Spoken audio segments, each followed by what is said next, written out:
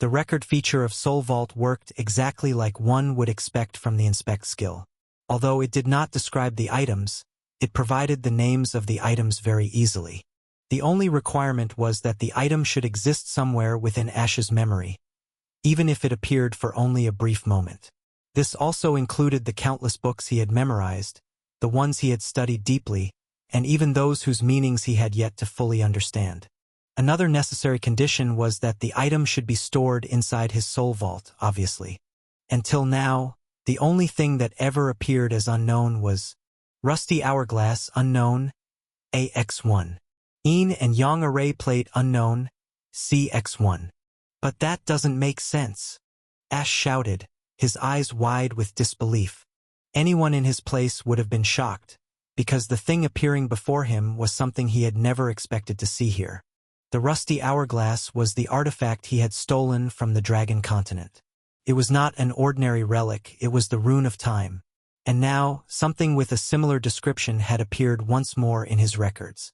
And he knew exactly what this was. This was the item he had been searching for a while now. He had fought the Hollow Mother for it, had risked his own life and even the lives of many dwarves while searching for it across the whole continent filled with parasites in the air. Every clue he followed, every sacrifice he made, had been to obtain this one thing. This rune, which was supposed to appear only within the land of Forge, had somehow ended up inside the vault of the black market located in the neutral continent. Wait. Before coming to any conclusion, let's check it first. He hurriedly exited his soul space and returned to the closed cave where his real body rested. The air there was cold and still, only the faint sound of dripping water echoing through the darkness. Without wasting another second, he summoned the unknown array plate. The round metal plate appeared in front of him, its surface covered with intricate carvings resembling the eternal dance of yin and yang.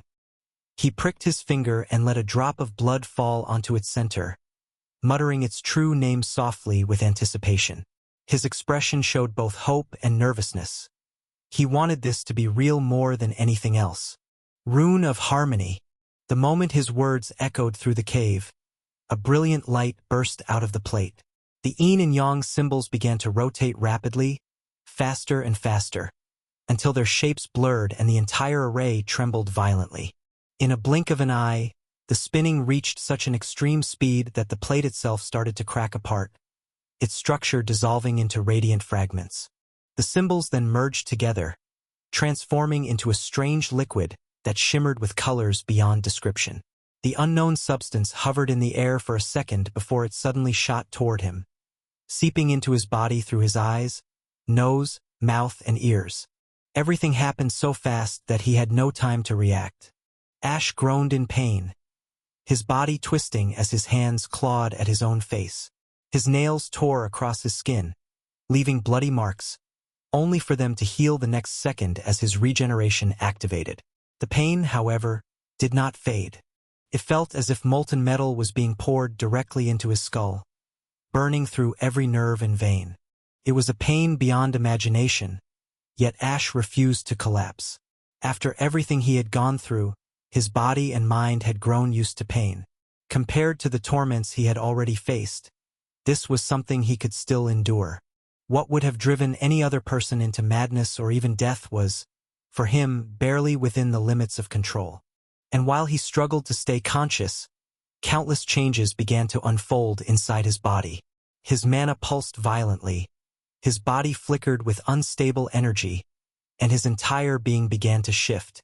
Something deep within him was awakening, reshaping both his power and the essence of his existence itself.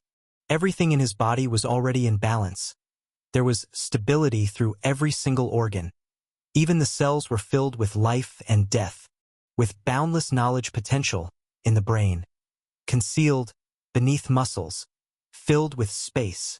Each part of him seemed to exist in perfect order, like every fiber knew its role and every pulse followed an unseen rhythm that tied his existence together. And right now, another change was happening. Everything in his body was becoming one. Everything was starting to get in harmony, like countless scattered melodies slowly blending into a single tune.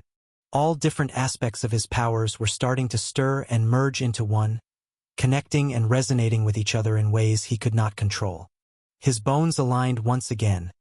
His muscles shifted and readjusted as if reshaping themselves into a more complete form. His body, which could already be said to be perfect in every way, was becoming more and more perfect, almost reaching the realm of absolute perfection. Each breath he took carried energy that didn't belong to humans, and each heartbeat echoed like a silent drum vibrating through the air. Just then, his blood stirred, and lines of text started to appear in front of his eyes, though he could not see them, as he was withering on the ground while scratching his face, unable to endure the agony that burned through his nerves. Under the influence of an unknown power, the bloodlines have started to harmonize together. Unknown Bloodline 1 starting to awaken. Unknown Bloodline 2 starting to awaken. Dragon Bloodline starting to awaken.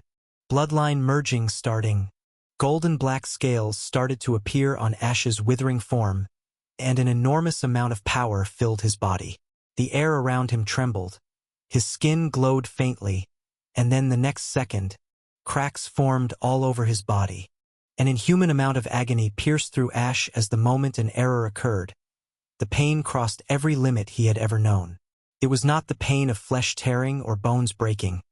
It was something deeper, something that clawed at his very soul until his mind could no longer hold on. It felt as if molten liquid was seeping into every corner of his being, burning through his veins, sinking into the depths of his spirit. His withering slowed only when his consciousness finally broke apart. He went unconscious, but his body kept reacting, convulsing on its own, driven purely by instinct and chaos. Genetic overriding process failed. Base genetics are too weak to bear the burden of 3? Bloodlines. Process halting. Bloodlines falling dormant once again. Human genes surfacing once again. The scales receded along with the fading glow of his body. The pain lessened, his movements grew weaker, and at one point, his body stopped thrashing altogether. The cave fell silent once more, broken only by the faint sound of uneven breathing of something human, yet not quite human. While Ash was absorbing another rune, the black market was fuming with uncontrollable rage. The fact that someone had managed to sneak into one of their second most heavily guarded strongholds, steal everything, and then leave completely unscathed from their second most secure base in the entire world. It was an insult to their pride and reputation, something they could not ignore. Within hours, bounty posters of Ash began circulating throughout every corner of the world. The posters depicted a mysterious figure wearing a half-black cat mask, with disheveled black hair and a high-end hoodie that reflected faint light under the shadows. His face was hidden, but his presence alone looked dangerous and untouchable. The bounty placed on him was nothing short of staggering. 10 billion gold coins, along with a vial of soul essence as an additional reward. That vial alone was something even saints desired, a treasure capable of strengthening their souls and extending their lifespan. By releasing this bounty, the black market made its intentions clear. They wanted everyone, even saints and high-ranking organizations, to join the hunt for the thief who had humiliated them and stolen the treasures. What hurt them the most was that Ash stole the divine items, the body parts of Titan. The news that someone had actually robbed a black market base spread like wildfire across the continents. At first, most people dismissed it, thinking it was just a baseless rumor made up by some overzealous storyteller. After all, the black market's bases were hidden even from the eyes of the most powerful figures. How could some unknown individual just appear out of nowhere, find the location, and steal everything before disappearing without a trace? It sounded impossible, almost laughable. That was why most people didn't believe it. They thought it was an exaggerated rumor, something too far-fetched to be true. But then, the black market released an official bounty notice on an unknown individual, complete with his partial appearance and an unbelievable reward amount. That single action silenced every doubt. People who had laughed before found their breath growing heavier. Because if the black market was releasing a bounty on someone, then it wasn't just a rumor anymore. It was an undeniable fact. Someone had truly robbed them. And from that moment on, chaos spread quietly through the underworld. Mercenaries, bounty hunters, assassins, and even guilds started to move in secret. Although most of them were busy quelling the ceaseless onslaught of dungeon breaks, they still wanted to get the soul essence vial in the hope of breaking through Next Realm, especially the Saints. Everyone began searching for clues, for even the smallest lead that could point to the masked thief. All eyes turned toward the continents, waiting for the one who dared to steal from the black market to appear again. And somewhere, deep within the shadows, the hunt for Ash had begun. Cold. Why is everything so cold? His mind was sluggish, crawling back like it was walking through thick mud. His head was ringing, as if something heavy had struck it again and again, leaving behind a dull echo that refused to fade. Where am I? He tried to move his body, but nothing happened. It felt as if he had no body at all, like his existence was just floating in an empty void. Right, I am in the state of consciousness and unconsciousness, somewhere between them. I haven't regained my consciousness yet. Ash had experienced this strange, suspended state more times than he could count. Having been rendered unconscious repeatedly in his life, he had grown somewhat familiar with this weightless, detached sensation. There was nothing around him but stillness. The silence was so deep it almost felt alive, pressing against his thoughts. Then suddenly, a faint light appeared in the endless darkness ahead. It shimmered softly at first, then began to expand, pulling him toward it with irresistible force. In the next instant, before he could even think, his whole consciousness was drawn into the light. And then his eyes slowly fluttered open. He lay there motionless, staring blankly at the dark ceiling above.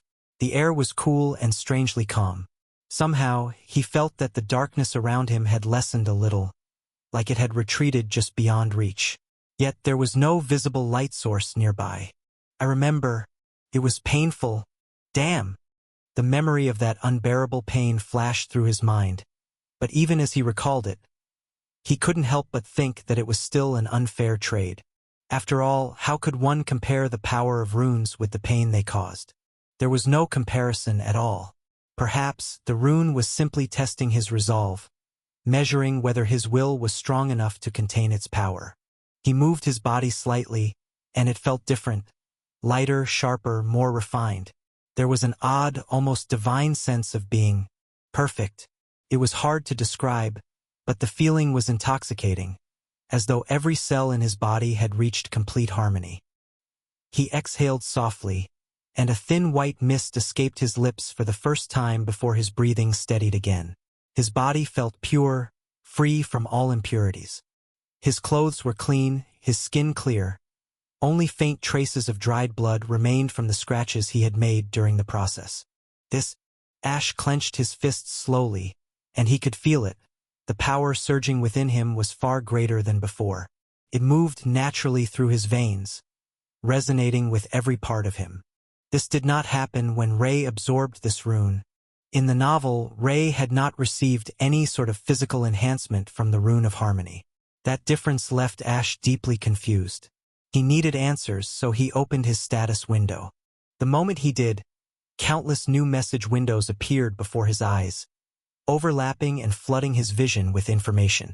The glowing texts floated in front of him like ethereal symbols, each one explaining what had happened while he was unconscious. The more he read, the more his expression stiffened, until he almost cursed aloud.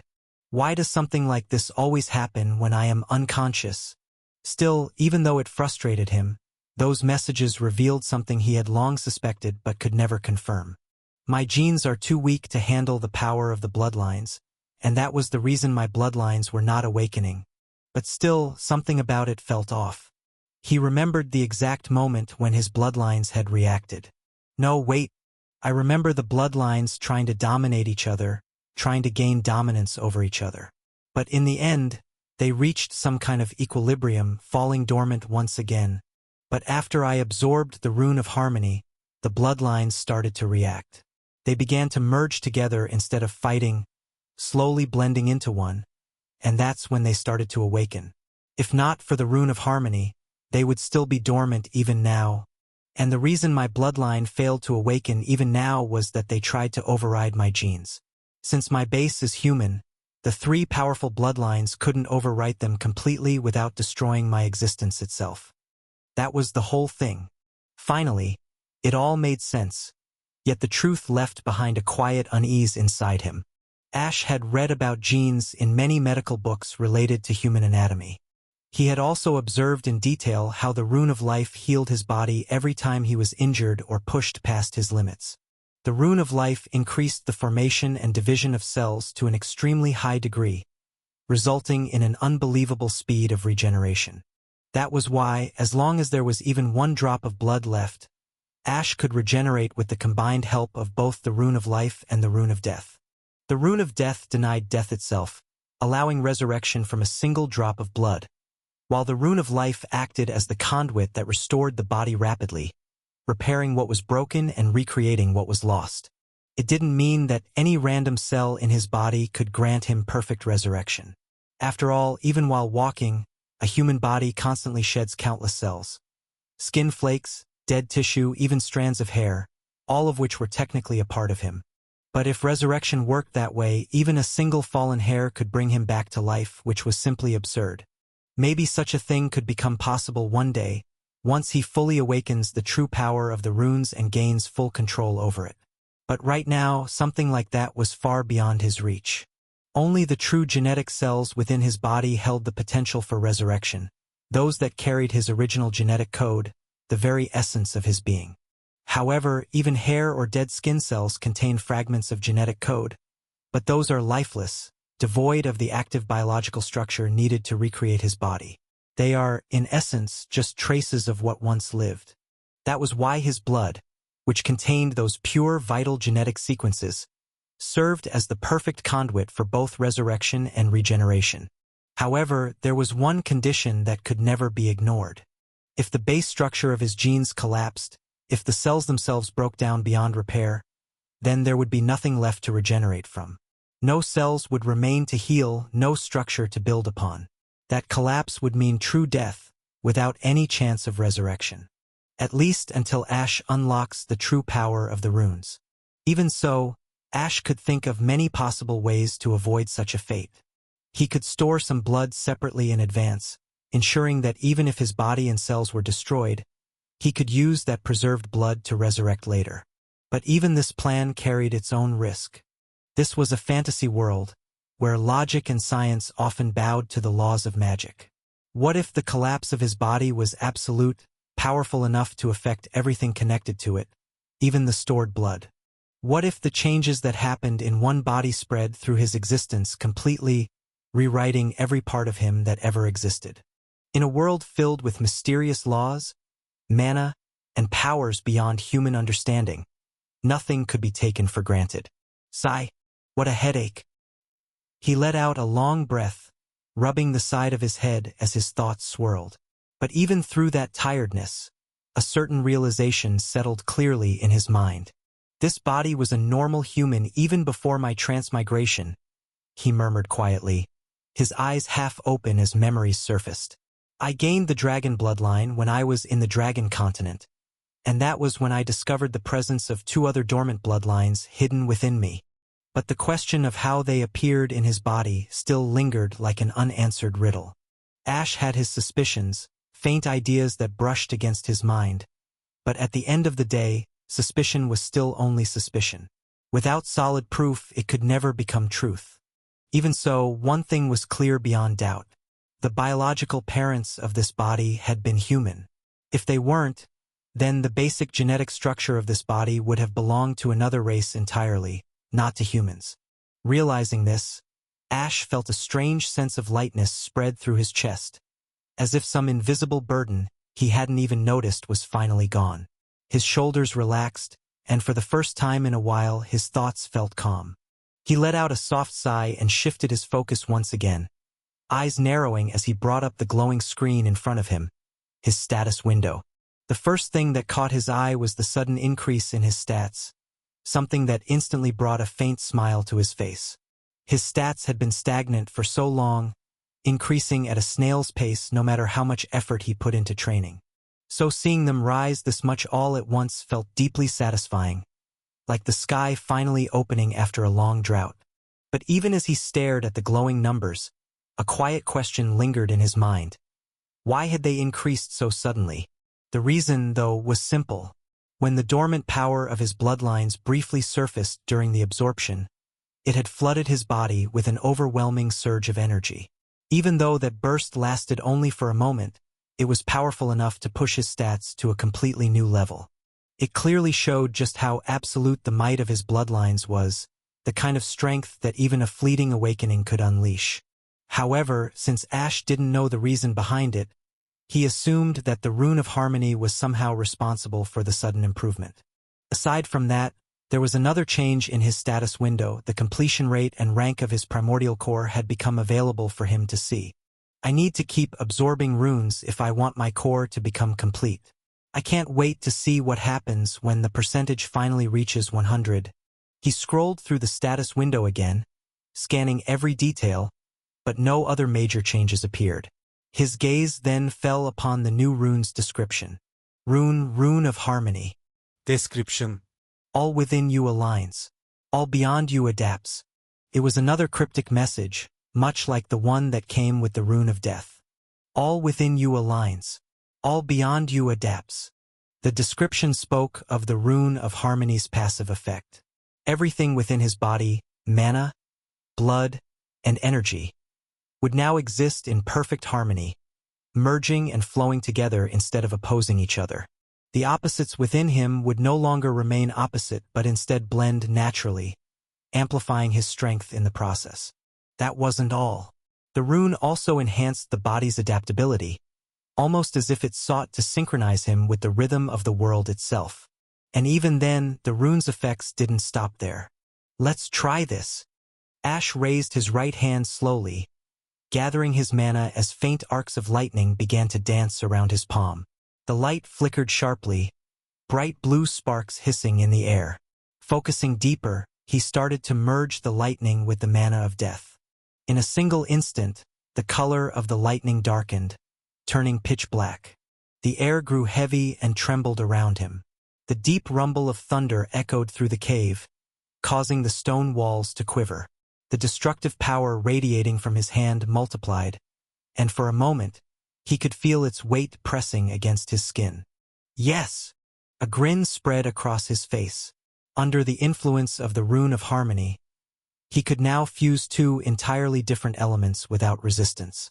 The process was smooth and effortless. There was no imbalance, no pain, and no sign of rejection.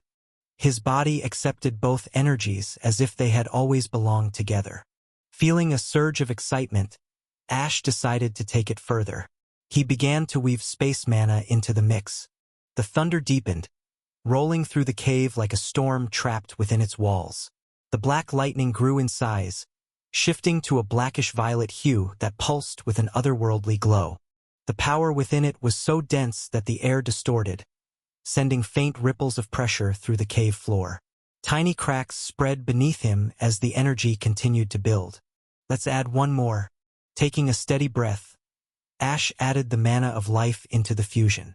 And the next moment, a violent explosion burst out, shaking the entire cave. Ash's hands exploded into a shower of blood, scattering crimson mist into the air. For a second, he could only sit there in stunned silence, staring at the space where his hands used to be. The pain came rushing a moment later, sharp and burning. Yet what followed wasn't a scream. It was laughter. Ha ha. Ha ha ha. It wasn't that the elements failed to fuse. In fact, they had merged perfectly. But the resulting power was too overwhelming for his current body to contain. His hands had simply been unable to endure that level of force. 3-element fusion was his limit for now. Yet despite the pain, Ash wasn't disappointed at all. If anything, excitement flickered brightly in his eyes. He could now perform a 3-element fusion whenever he wished. It consumed a terrifying amount of mana, true, but with his primordial core's increasing ability to absorb the surrounding mana at a faster rate, he could maintain it for several hours without much trouble. And with that, Ash had gained another powerful weapon to add to his growing arsenal. Getting a rune was a pleasant surprise for Ash, but it also brought a very important question with it. How was the rune even here? Originally, the Rune of Harmony was supposed to be discovered in the land of Forge and later put up for auction. But now, it was lying in the treasury of the black market within the neutral continent. The timeline didn't add up. Well, I can think of only one way something like this would have happened, and that was because of Ash's interference. If the events were compared, the original timeline clearly didn't match the current one. It was highly possible that in the original flow, the Rune of Harmony was first found in the neutral continent before eventually being transferred to the land of Forge, where the auction would take place. Ash didn't know who organized that auction in the novel, but it was most likely under the control of the black market. Right now, however, it was still too early for that auction to even exist. And because of Ash's earlier actions that had changed the storyline, the land of Forge was now completely isolated from the rest of the world due to the Hollow Mother's invasion. That meant no contact, no transport, and no exchange of goods. No one could reach the black market anymore to supply items for the auction. As a result, the Rune of Harmony never left the neutral continent and stayed right here, hidden within the black market treasury. As for how Hollow Mother was not mentioned in the novel, that was a mystery even for Ash. Has my luck actually improved? Otherwise, none of this would make sense. After all, Ash had always been known for his terrible luck. Things rarely ever went his way, and the idea of luck suddenly favoring him felt unnatural, almost suspicious. The thought alone made him uncomfortable. Without wasting any more time, Ash decided to contact the Whisperer. Within a few rings, the call connected, and a deep, calm voice echoed through the link. "What is it, lad? Everything's fine." Hearing that familiar voice, Ash felt a small wave of relief. He quickly replied, his tone relaxed but tinged with hesitation. "Yeah, I'm alive and kicking. What about you?" "I'm fine as well. So, why did you contact me?" "Knowing your personality, you wouldn't bother to call unless something happened or you needed help." "Well," Ash went silent for a few seconds. The old man's straightforward words were a little sharp, but not wrong. He sighed softly and decided not to argue. "The thing is, I feel like my luck is shining lately." The line went quiet for a moment, and then the old man spoke again, his voice slightly rougher than before. "Is this a joke, boy? Because if it is, it's not a funny one." "Wait, you don't get it?" Ash said quickly, afraid he might hang up. "You might not know this, but my luck's always been bad. I mean really bad. I attract trouble like a magnet. But lately, things have been going too well. I'm getting lucky now, and it's honestly creeping me out. I feel like something bad is going to happen soon." There was a pause. The Whisperer's voice came after a few seconds, slower and more thoughtful. "Listen, lad. There's no person in this world who has zero luck or zero bad luck. If you're afraid this is some trick of fate, then there's a 50% chance you're worrying for nothing." Ash blinked, not entirely reassured. "And what about the other 50%? The old man's tone shifted slightly, carrying the weight of humor and quiet warning at the same time. "Then you're doomed." Ash froze for a second before groaning out loud. "Damn! I knew it! Don't get your horses up. Let me explain in detail." The old man's voice carried a calm weight, one that seemed to cut through the tension. "Even though fate is supreme, it follows its own set of rules. I can't say too much about it since there are many restrictions and even I don't know much, but I can tell you what has already been recorded in the ancient ruins." He paused for a brief moment, as if recalling something buried deep within time. "According to one of those rules, no being can have permanent bad luck or good luck, and no being's fortune can ever become completely null. In simpler words, fate cannot give you endless bad luck, no matter how much you claim it has. Think about your journey for a moment. If your luck was permanently bad, do you really think you would still be alive? Do you think you would have found Alicia? Or become as strong as you are now?"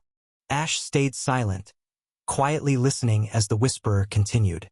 "What fate can actually do is shift your luck to one extreme or the other, but only for a limited time. After that period ends, your luck will automatically swing back in the opposite direction for the same amount of time. It's a balancing cycle, fair in its own twisted way. So, if you experienced 1 month of bad luck, you would then experience 1 month of good luck. That's how fate maintains its balance. What you're feeling right now might simply be your turn at good luck, and it's so unusually strong that it's making you paranoid about what's happening. Hearing the old man's words, Ash felt as though a veil had been lifted from his eyes. The explanation was so full of knowledge that it almost felt sacred, something forbidden to be known. His head throbbed slightly, as if the truth itself was pressing down on his mind, but the discomfort soon faded. I see. He let out a quiet breath. Well, his words make sense. If my luck was really that bad, I wouldn't have obtained even a single rune. But then, Ash asked slowly, why did you say it was only 50% true? The old man chuckled lightly before his tone grew serious again. As I said before, after great bad luck comes great good luck, but the reverse is also true and much more dangerous. With great good luck comes the greatest bad luck. Now tell me, boy, have you experienced anything unfortunate before this streak of good fortune began? A chill crept up Ash's spine at those words. With great good luck comes the greatest bad luck. The phrase echoed in his mind like a curse. It was terrifying because it carried truth. Thinking back, Ash realized that before stealing the goods, nothing bad had actually happened to him, nor had anything good until now. He hesitated before answering softly, no, I haven't experienced any bad luck lately. A faint sigh came from the other side of the line. I see. Then it's good that you contacted me. Your instincts were right. Something bad is coming your way, and it won't be small. So be prepared. Don't lose your life, boy. You are the only hope I can see. And don't worry about Alicia. I'm looking after her. I can't meddle too much in the affair of fate. Sigh. Ash continued speaking with the old man for a while longer, asking about ways to counter it, hoping there was some method to avoid the coming disaster. But there was none. Sigh. I knew it was too good to be true. Lamenting his fate, Ash sank back into his soul vault. If bad luck was truly coming, then all he could do was prepare. He decided to review everything he possessed. Because who knew? Maybe something among them would end up saving his life. Opening the records, he started from where he left. After going through the formations, Ash began reading the list of all the blood samples stored within vials. Here too, the blood of a Titan was present, but its quantity was extremely low. Compared to the size of its heart, limbs, and body, only around 1 liter of blood remained stored. The black market must have used most of it to create potions or perform some kind of experiments, but I didn't see any potion made from Titan blood listed anywhere. Of course, something that valuable would never be left unused. It must have already been consumed by someone seeking to increase their strength or advance their rank. Other than the Titan's blood, there were countless other types as well, but in comparison to true divine blood, they all felt lacking, almost insignificant in his eyes. The list of blood samples wasn't short by any means. The black market had collected the blood of nearly every kind of beast, ranging from ancient monsters to rare creatures that existed only in legends. These samples were essential for creating potions, forging artifacts, or even for alchemical research. In total, the number of samples easily reached into the thousands, carefully categorized from the highest grade to the lowest. Moving on to the next section, Ash opened the record of artifacts. However, his hope was quickly turned into disappointment. The highest-ranked artifact was only at the legendary rank, and even that one had unimpressive stats and weak abilities. It was easy to guess the reason. The truly powerful artifacts were likely being held by the head of the black market or distributed among the top members. It wouldn't make sense for them to be lying here in a general vault. Even so, Ash couldn't help but hope that at least one useful artifact might still be hidden within the collection, something that could serve him in the future. The next category was books. There were over 100,000 of them. Reading each one would take ages, so instead, he transferred all of them directly into his soul library, where even real physical books could be stored without damage or decay.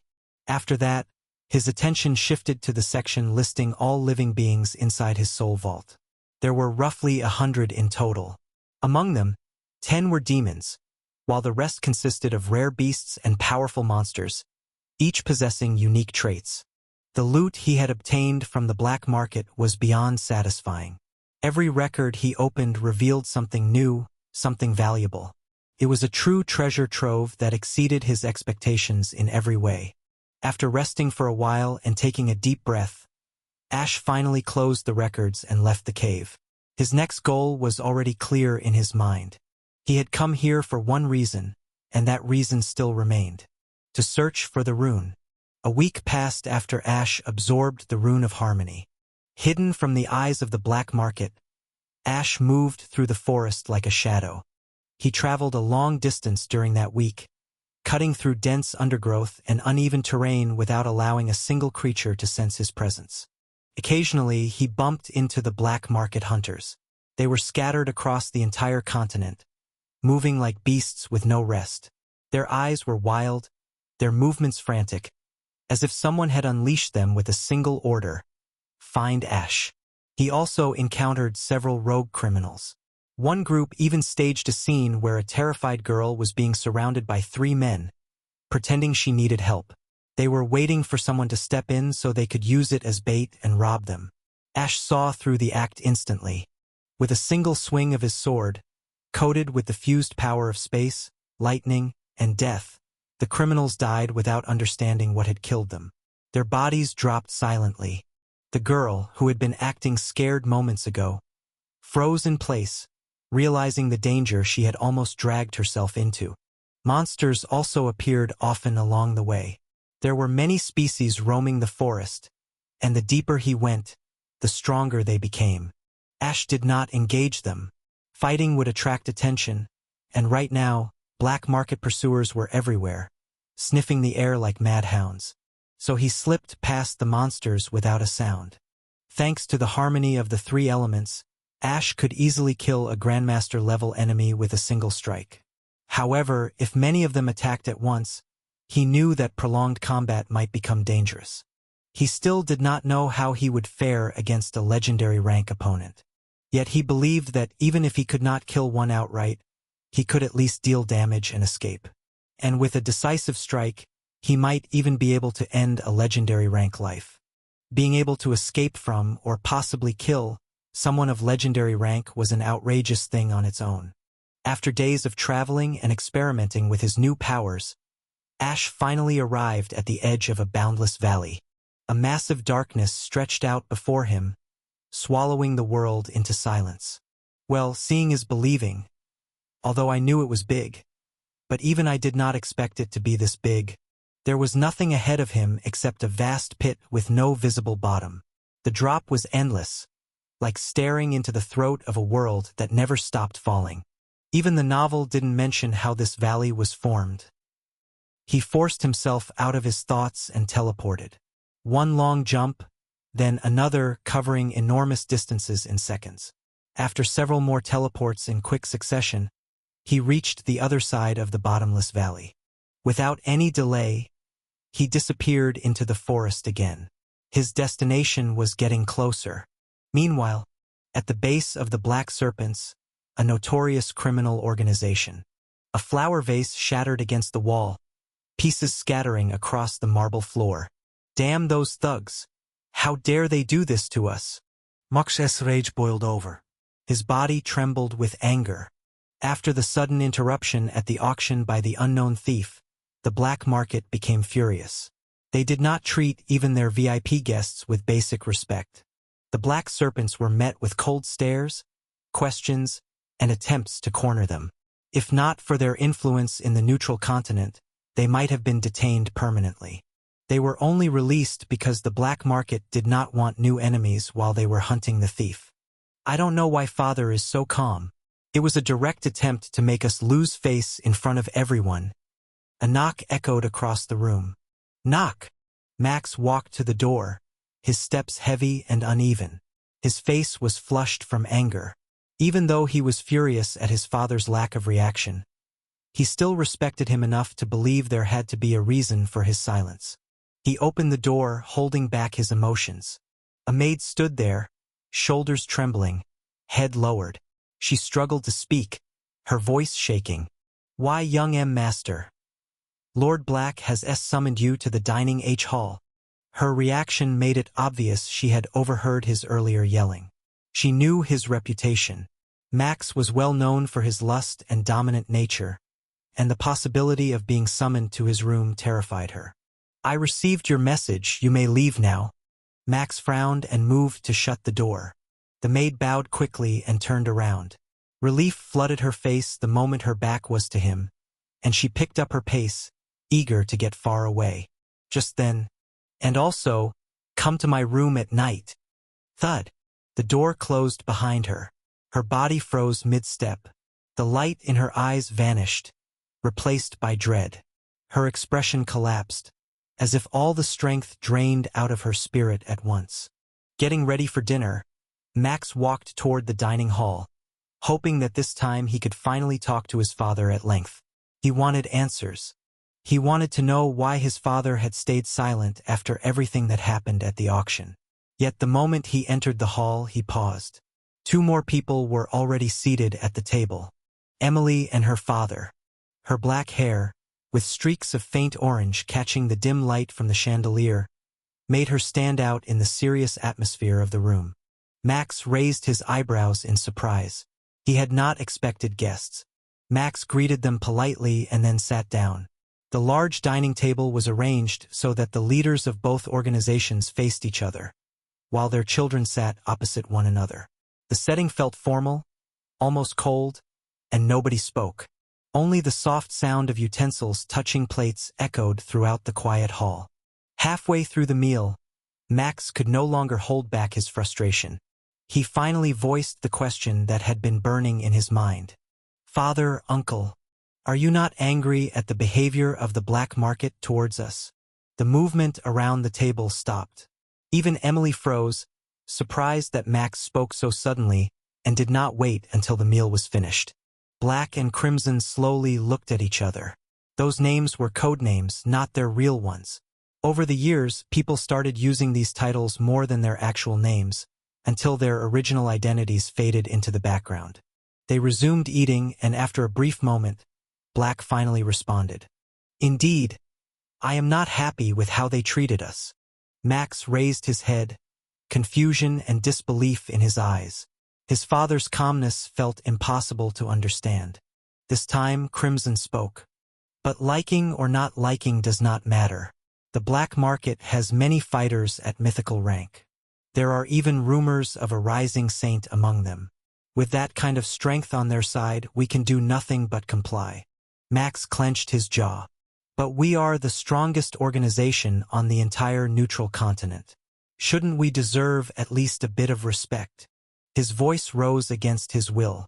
Max's nature had always leaned toward dominance. He hated being forced into a corner. He hated being powerless.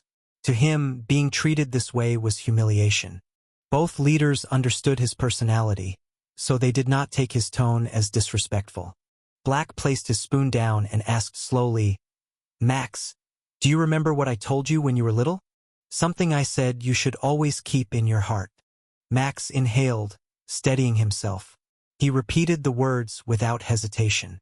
Yes, that power is everything in this world. With power, you can achieve anything. Overwhelming power can break any wall. Power, great power, can make the world kneel. He had lived by those words. They shaped him, molded his personality, and fueled his hunger to dominate others. But somewhere along the way, he focused only on the part about domination, ignoring the part about power being the foundation of that dominance. As he spoke them aloud now, he finally seemed to understand the deeper meaning behind those words. There is a saying, humans don't value what they have in the present. They either cling to the past or chase the future, and this makes them blind to reality. Max realized that although they were strong, the black market was far stronger. Even if his father and Emily's father were mythical rank, it changed nothing. The black market had many mythical rank fighters as well. They held influence, fear, and reputation. They did not care who Max was, nor who he belonged to. They were subordinates of the black market just like the other organizations, not the other way around. That realization felt like a bucket of cold water thrown onto Max's expectations. His breathing slowed, and he stared blankly at the table, stunned by the truth he had refused to see until now. Both Black and Crimson noticed the shift in Max, but neither interrupted his moment of clarity. Some realizations needed to be reached personally, not taught. Even Emily lowered her gaze. The conversation had not been long, but it was enough to crush their illusions and force them to face reality.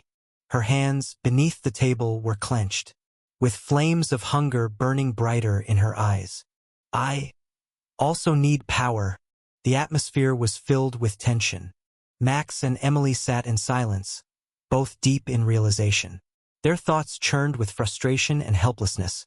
Yet across the large dining table, their fathers continued eating calmly, as if nothing in the world could disturb them. Their steady movements felt strange and almost unreal compared to the storm inside the two younger ones. "You don't have to worry about these things," Black finally said, his tone calm. "Max and Emily, you too. Focus on getting stronger. Develop your skills.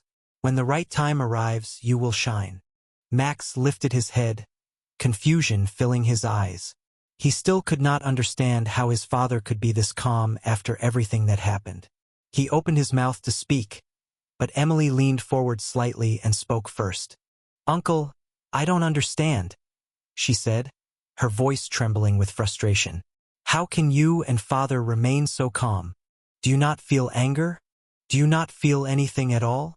Crimson let out a short, quiet chuckle. He was amused by her asking a question they were finally ready to understand.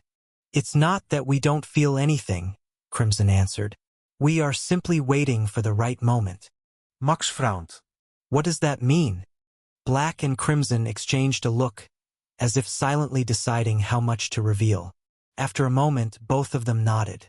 "You both know that months ago, dungeons appeared around that dormant volcano near our bases?" Crimson asked. Max and Emily nodded.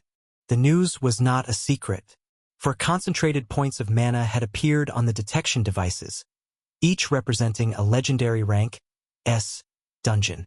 Two of them broke within a few days, causing monsters to swarm out and turning the area into a constant danger zone. Because of that, their people could not properly enter the remaining dungeons to clear them. Crimson continued speaking, his voice firm but calm. "But it was not 4. It was 5. Max and Emily blinked in shock. They clearly remembered checking the readings. For mana signatures, not 5. If another dungeon existed, the detector should have registered it. "The 5th dungeon is inside the volcano itself," Black said, his eyes serious. "Its rank is mythical, SS." He let the weight of that sink in before continuing. "One mythical dungeon, surrounded by 4 legendary dungeons. This is the world's first penta-dungeon. These 5 dungeons are not separate. They are connected. They influence each other, forming one complete system." Crimson rested his arms on the table and leaned slightly forward. "We believe that if we manage to clear it, the reward might be enough to push both of us into Saint rank. Once we reach that rank, there will be nothing to fear. Not even the black market." Hearing this, Max's crushed spirit recovered a little, but doubt still lingered in his mind. "But how did you know there was a dungeon inside the volcano?" Max asked. "Even the detection device could not locate it. And what about the black market? They have spies everywhere. I would say there are even spies in our organizations. Are you saying they missed something this big?" Black smiled slightly, not mocking but approving, as if Max had finally asked the right question. "You are thinking properly now. It is simple. When we created our base near the volcano, it was completely dormant. Although magma existed deep inside, it was not enough to make the volcano active. But after the appearance of the dungeons, everything changed. The volcano began to wake, and the speed at which it became active was unnaturally fast." Black continued speaking slowly, as if choosing every word with care. "That is why Crimson and I personally investigated the volcano. We followed the rising heat deeper underground, and at the bottom of the volcano we discovered the hidden dungeon. The mana being released by that dungeon is constantly getting absorbed by the volcano, feeding its activity. But because the mana is being swallowed by the magma and heat, The dungeon remains invisible to normal detection. The volcano is getting mutated into something different. That's why we believe there is something special in the dungeon. Otherwise, many incidents like this have happened in the past, but nothing like this. Crimson lightly tapped the table with his fingers. The black market does not know anything about the condition of the volcano, and we have not shared this information with anyone. This is why you can rest assured that nothing will go wrong. Black leaned back with a tired expression. We plan to obtain treasures from the black market auction, including the final item of the event, then quietly disappear and raid the dungeon. Getting those items would have increased the probability of clearing the dungeon. But now that the black market has been robbed by someone, their entire organization has become restless and suspicious. We have no choice but to delay our expedition. He looked at Max and Emily. If we vanish at a time like this, the black market will immediately start questioning our movements. They will think we had something to do with the theft. I see. Max finally spoke. His voice was quieter than before. The amount of information he received was far beyond anything he imagined. The idea that his father had kept something of this scale hidden made his heart race. The possibility of a special mythical dungeon. The possibility of becoming a saint. His excitement grew, but at the same time, a new feeling sprouted inside him. Even if his father became a saint, Max did not want to remain someone who lived in the shadow of another person's power. He wanted to grow strong enough to stand beside him, strong enough to rise on his own. Emily leaned forward slightly, resting her elbows on the table. But I am really curious about the person who had the courage to steal from the black market and leave without getting caught. What type of person could do something like that? Crimson let out a low laugh. I too am curious. Someone who can steal from them and escape unharmed is not simple. I would like to meet that person someday, just to see what kind of existence he is. None of them knew that the person they were speaking about was already walking toward the very location they desired so much. The place known as the Penta Dungeon, or what remained of it. The Tri-Dungeon. Yup, that's the place. Ash narrowed his eyes and adjusted the spyglass he had taken from the dragon's treasury.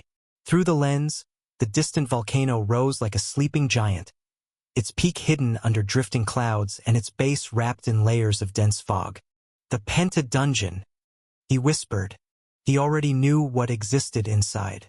The monsters were not simple creatures. Their ranks ranged from legendary to mythical, and even saint-ranked beings existed deep within. Entering such a place with his current strength was equivalent to stepping into his own grave. But Ash did not fear death. Fear had abandoned him a long time ago. Let's see, entering this dungeon with my power level is something I would never do, but I am still going to enter. Will it count as the antithesis of one's will? Ash was not confident, and the chances of something like this happening were less than 1%, but he hoped it would become true because that way he could also absorb the Rune of Time.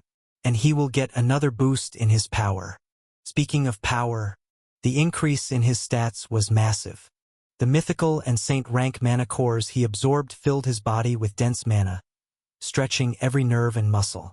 It felt as if liquid fire had flooded his veins, and each surge strengthened him further. With every increase in mana, his other stats climbed as well, pushing him close to the boundary that separated masters from grandmasters. An early grandmaster usually had their stats around 501. Ash was nearly there. But the process was really painful. It was as if someone was squeezing me dry. He remembered every second of that agony, the sensation of his body being crushed and pulled apart. Yet pain was nothing compared to what he sought. With a slow exhale, he closed the spyglass. The cool metal clicked shut, and he stored it away inside his soul vault. He stood balanced on the highest branch of the old tree, wind tugging at his cloak, the air filled with the scent of damp leaves and soil. Ash jumped off the branch and began closing the distance to the volcano by walking. The volcano still stood far away, an enormous silhouette rising from the jagged horizon, yet he forced himself to move slowly. He needed to pace every step because near the dungeon were two criminal organizations with mythical rank powerhouses. Walking into their territory without care would be reckless. In the novel, Ray had fought against them. He was not alone back then, and even with help it had been difficult. People who reach mythical rank are never simple. Each one has survived too many battles to be taken lightly. Even both of them were not able to clear the dungeon till Ray appeared far in the future. Ash continued forward. The earth felt uneven beneath his boots, a mix of loose gravel and brittle roots. Warm air drifted from the volcano's direction, carrying a faint smell of sulfur. He had barely walked 100 steps when he froze. His breath halted in his chest. The quiet around him deepened until he could hear only the sound of his own pulse. Because in that moment he felt it. His anchor broke. This. Ash's eyes widened as he felt one of his anchors break. The invisible thread that connected him to it snapping like a fragile string. A strange emptiness spread in his chest, followed by a sharp chill that ran down his spine. For a brief moment, even his breathing halted, as if the world itself froze to mirror his disbelief. According to the description of his transcendent step skill, he could make 3 anchors that allowed him to mark anything except living beings, and then either instantly teleport to that location or summon the holder of that anchor by channeling its power. It was a versatile and life-saving ability. Because of that, he had given one anchor to Alicia, another to Eric, the baby unicorn, while keeping the last slot empty, reserved for any unforeseen situation. But now, one of his anchors had broken, which could only mean that the holder of that anchor was facing a life-or-death situation. Eric? But how? Instinctively, his body activated Omni-Thought, though even he did not understand why. A faint hum echoed in his head as time seemed to stretch and bend around him. Every particle of dust, every whisper of wind slowed to a crawl, while his thoughts accelerated beyond imagination, each idea forming and unraveling in fractions of a second. What's this? Why did Omni-Thought activate on its own? More importantly, how is Eric in danger? His thoughts sharpened further, analyzing every possibility with frightening precision. Knowing Solareth after the death of his daughter, he became overly protective of Eric. There's no way he would let him wander into any kind of danger, and Lumiel is also someone who stands among the strongest in the world. Even if the skies fell, she would shield her son before anything could touch him. Then, another thought surfaced, almost hopeful. What if Eric used the anchor while playing? But the next instant, Ash dismissed the idea himself. No, Eric, although mischievous, is far too intelligent for that. I told him exactly what this anchor does, how bad it could be if misused. He remembers things like that. He wouldn't play with something tied to life and death. Ash continued the silent questioning and answering, one possibility after another forming and collapsing in his mind. This was how he always processed things. He would build a theory, examine it from every angle, and discard it if it failed to stand. Everything he did had a reason behind it, a logic that guided even his panic. But logic was not infallible. If the information he based it on was wrong, then so would be the conclusion. Most of his knowledge came from the novel he had read in his previous life, but now that fate had shifted and events were no longer the same, that information might already be meaningless. So for now, he could only rely on what he had learned after transmigrating, experiences shaped through countless trials and battles, different from what the novel had once told him. For now at least. But who can pose a threat to the Unicorn King and Queen? Wait, wasn't Solareth trying to communicate with the demonic heart? Did something happen because of it? No. What if Solareth is trying to come to me? But that doesn't make sense. If he wanted to contact me, he could do it directly. He wouldn't use something I gave his son as a gift just to imitate communication. Right now, Ash's mind was in complete turmoil. His heart pounded painfully in his chest, the weight of dread pressing against him like a heavy fog. If something had happened to Solareth and his family because of the demonic heart he had brought them, he would never be able to bear the guilt. Even though Solareth had treated him harshly, killing him on sight during their first meeting, Ash still considered their family close to him, second only to Alicia. Being near them had always given him a rare sense of calm, a strange warmth that reminded him of something he never had, a home. He had no memories of what that truly felt like, yet whenever he visited their place, He imagined this must be what belonging felt like. As these thoughts flooded his mind, the space in front of him began to tremble. Then, without warning, the space split open with a violent sound. A spray of silver blood erupted from the rift, followed by the gravely injured body of a unicorn child, and an adult unicorn, crashing lifelessly to the ground before him. The space closed on its own, sealing away whatever nightmare had occurred on the other side. Damn it! Instantly, Ash felt his breathing grow harsh, his chest rising and falling rapidly as his blood began to surge at an alarming rate. His entire body trembled as his heartbeat thundered in his ears. He rushed forward, appearing right in front of the fallen unicorns. Without a moment's delay, he placed his palms over their wounds and channeled a tremendous amount of life energy into their bodies. The green glow of his mana spread rapidly, wrapping around them like a cocoon of gentle light. Due to his primordial core, Ash had always been extremely sensitive to different forms of energy. He could distinguish them with terrifying accuracy, down to the faintest trace. So the moment both Eric and Lumiel appeared in front of him, he immediately recognized what was wrong. The corruption spreading inside them carried a distinct, sinister signature. Demonic energy. Shit. They both lost too much blood, and the demonic energy inside them is resisting my life mana. If this continues, they'll both die. Although Ash looked anxious and desperate on the outside, deep inside he remained calm. His eyes flickered with cold focus, and every movement he made was precise. The anxiousness came from his care and attachment to the unicorn family, but his composure came from the effects of the rune of stability engraved in his soul. It allowed him to remain logical and collected, even in a situation that could easily break anyone else. He didn't waste a single second. Without hesitation, Ash pulled out 2 elixirs of life from his soul vault.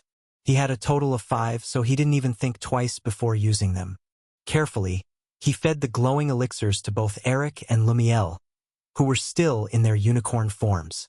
The radiant liquid flowed down their throats, and the faint light from the potion mixed with the aura of his life energy, intertwining like threads of hope.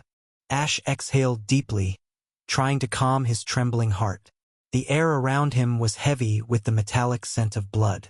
His hands shook slightly as he focused more life energy into them, guiding it into their mana channels to assist the elixir's healing. Eric's injuries began to heal first.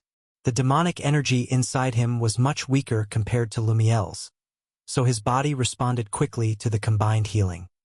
His wounds closed at a rapid pace, and his pale fur regained its natural glow. Within moments, Eric's body was fully healed, but he remained unconscious. Lumiel's injuries also began to heal, though more slowly. The demonic energy within her was dense, tangled deep into her mana circuits, resisting every bit of life mana she poured in. Still, Ash persisted until her aura stabilized. Outwardly, she looked as if she had recovered completely, though he knew her internal state might still be fragile. At least they are safe now. Ash released a long breath of relief, his shoulders dropping slightly as the crushing tension eased. Countless questions filled his mind, each heavier than the last, but none that he could answer at the moment. Before he could dwell on them further, Lumiel's eyes fluttered open slowly, her gaze unfocused at first before locking onto Ash's face. Her expression was dazed, as if her mind was struggling to catch up to what had happened. What happened? Why are you both injured like this? Where is Solareth? Ash's voice trembled slightly as he spoke. His words came out quickly, desperate, each one filled with worry. The questions that had been burning in his mind spilled out uncontrollably. There was a moment of silence. Lumiel's breathing was uneven, and it took several seconds before she managed to respond. Her lips parted weakly, her voice soft and trembling, but every word carried the weight of despair. Solareth is dead. Ash's mind went completely blank. The words echoed in his ears, but it took a moment for their meaning to truly sink in. His eyes widened slightly, his lips parting, yet no sound escaped. His heart felt heavy, as if someone had gripped it tightly. But even in that numbness, he forced himself to listen. At the time of his death, Lumiel's voice quivered as she began to explain everything. She told him how Salaretha's lifeless body had appeared before her without warning. His heart no longer beating, his once radiant aura completely gone. Panic had struck her instantly. Knowing the danger that must have caused such a death, she grabbed Eric and escaped the Dragon Continent, fearing that whoever killed Salareth would come for them next. Even though grief and fury burned in her heart, she had buried both emotions deep down, focusing only on keeping her son alive. She fled to the middle of the ocean and took refuge on a deserted island, hidden by layers of formations. But even there, the demon found them. She didn't know how he managed to track her, but no matter where she went, he always appeared again after a short delay. Every encounter left her more wounded. His attacks were relentless and calculated, always striking when she tried to escape with Eric. Each battle drained her more and more, and the injuries she sustained refused to heal completely. Her strength was fading day by day. At the end, with no other choice left, she decided to fight him head-on. But even in her full beast form, she was utterly overpowered. The demon's power crushed her defenses effortlessly, and even Eric, despite her protection, was caught in the chaos and injured. Seeing her child bleeding and powerless broke something inside her. With no other option left, she used the anchor as a medium and initiated a long-distance space warp, spending almost all her remaining mana just to reach Ash before death could claim them both. When she finished speaking, Lumiel's body trembled. Her head tilted weakly, her eyes glistening faintly with tears that refused to fall. Ash stood frozen, his entire body stiff, his mind a storm of disbelief and guilt. His hands clenched tightly until blood began to trickle from his palms, but he didn't notice. Every word she spoke echoed in his heart, each one cutting deeper than the last. He had brought the demonic heart to them, and now Salareth was gone. The silence that followed felt endless, heavy enough to drown in. Salareth said, "You are an anomaly. Going against fate is your destiny. And you are almost impossible to kill. Although it might be selfish, can you please look after Eric? Although my body is healed, my soul hasn't. The attacks of that demon also affected my soul." There was too much information to process at once. Ash was still struggling to accept that Salareth was dead and that a demon had killed him. He tried to recall anyone in the novel who was this strong, someone who could attack the soul directly. But nothing matched. Nothing even came close. When did someone like that pop up? And who? Only the Demon King had the power to touch the soul directly. You should take Eric and leave this place.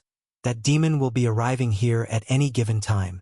Ash shook his head slowly, refusing to look away from her. How can I leave you behind? Wait, let me try something. His voice carried a deep bitterness, one that made his words tremble slightly.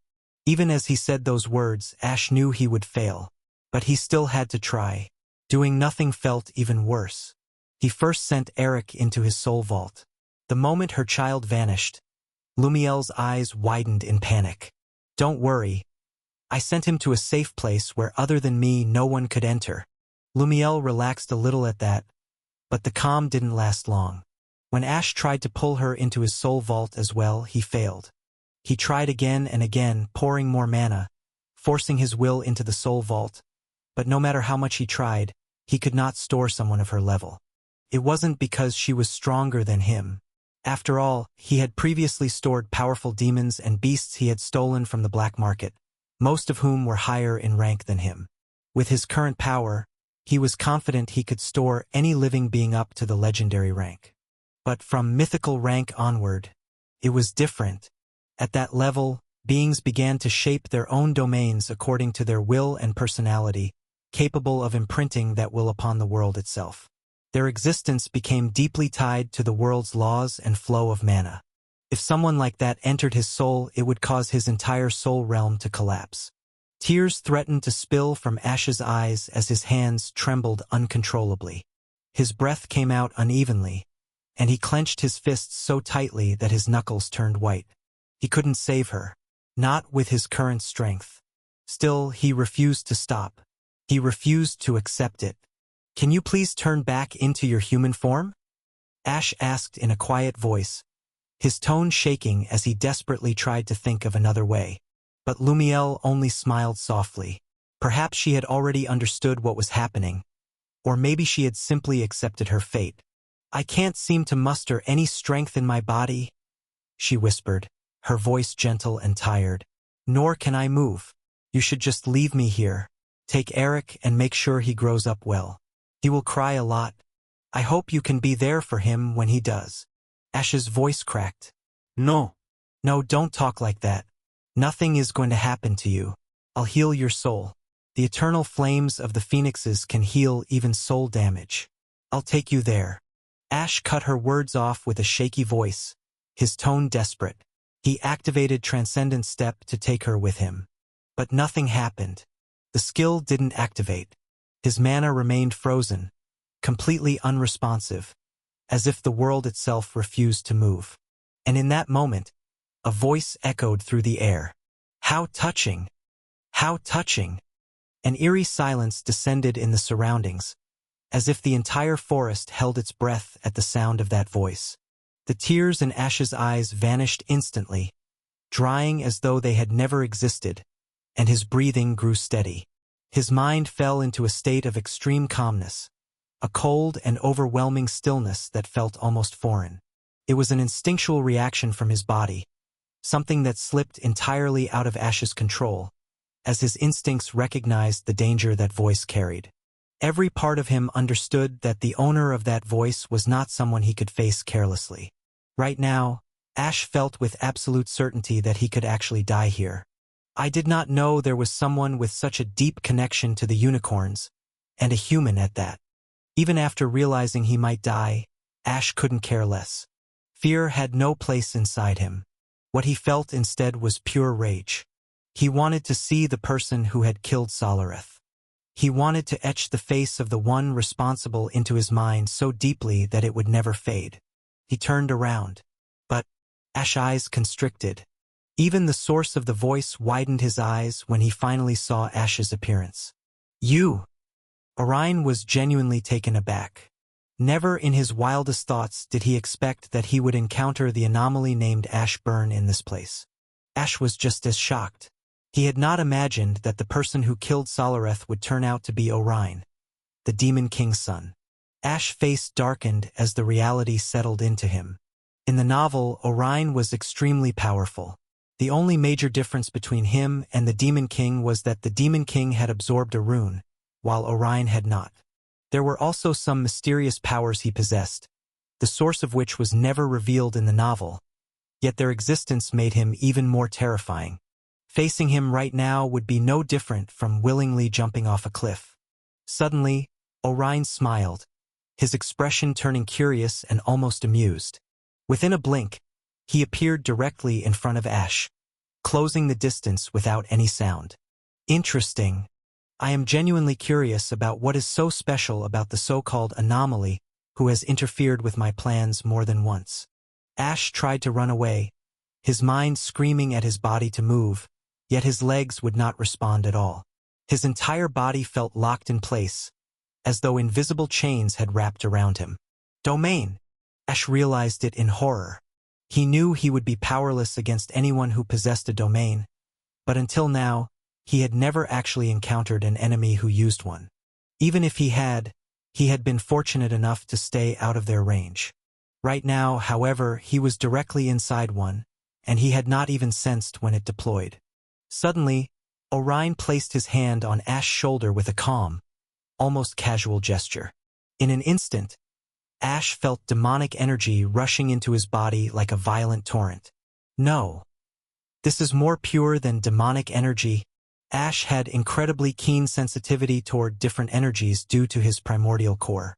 That was why he could tell that, although the energy was indeed demonic in nature, it was far more refined. It felt almost as if it was on the verge of evolving into something greater, something far more dangerous, yet it had been unable to take the final step because it was still missing a crucial piece. Future has changed. It is different from the novel. Earlier, Ash had not questioned why his body instinctively activated Omni Thought, especially because it was a skill that required a mental command.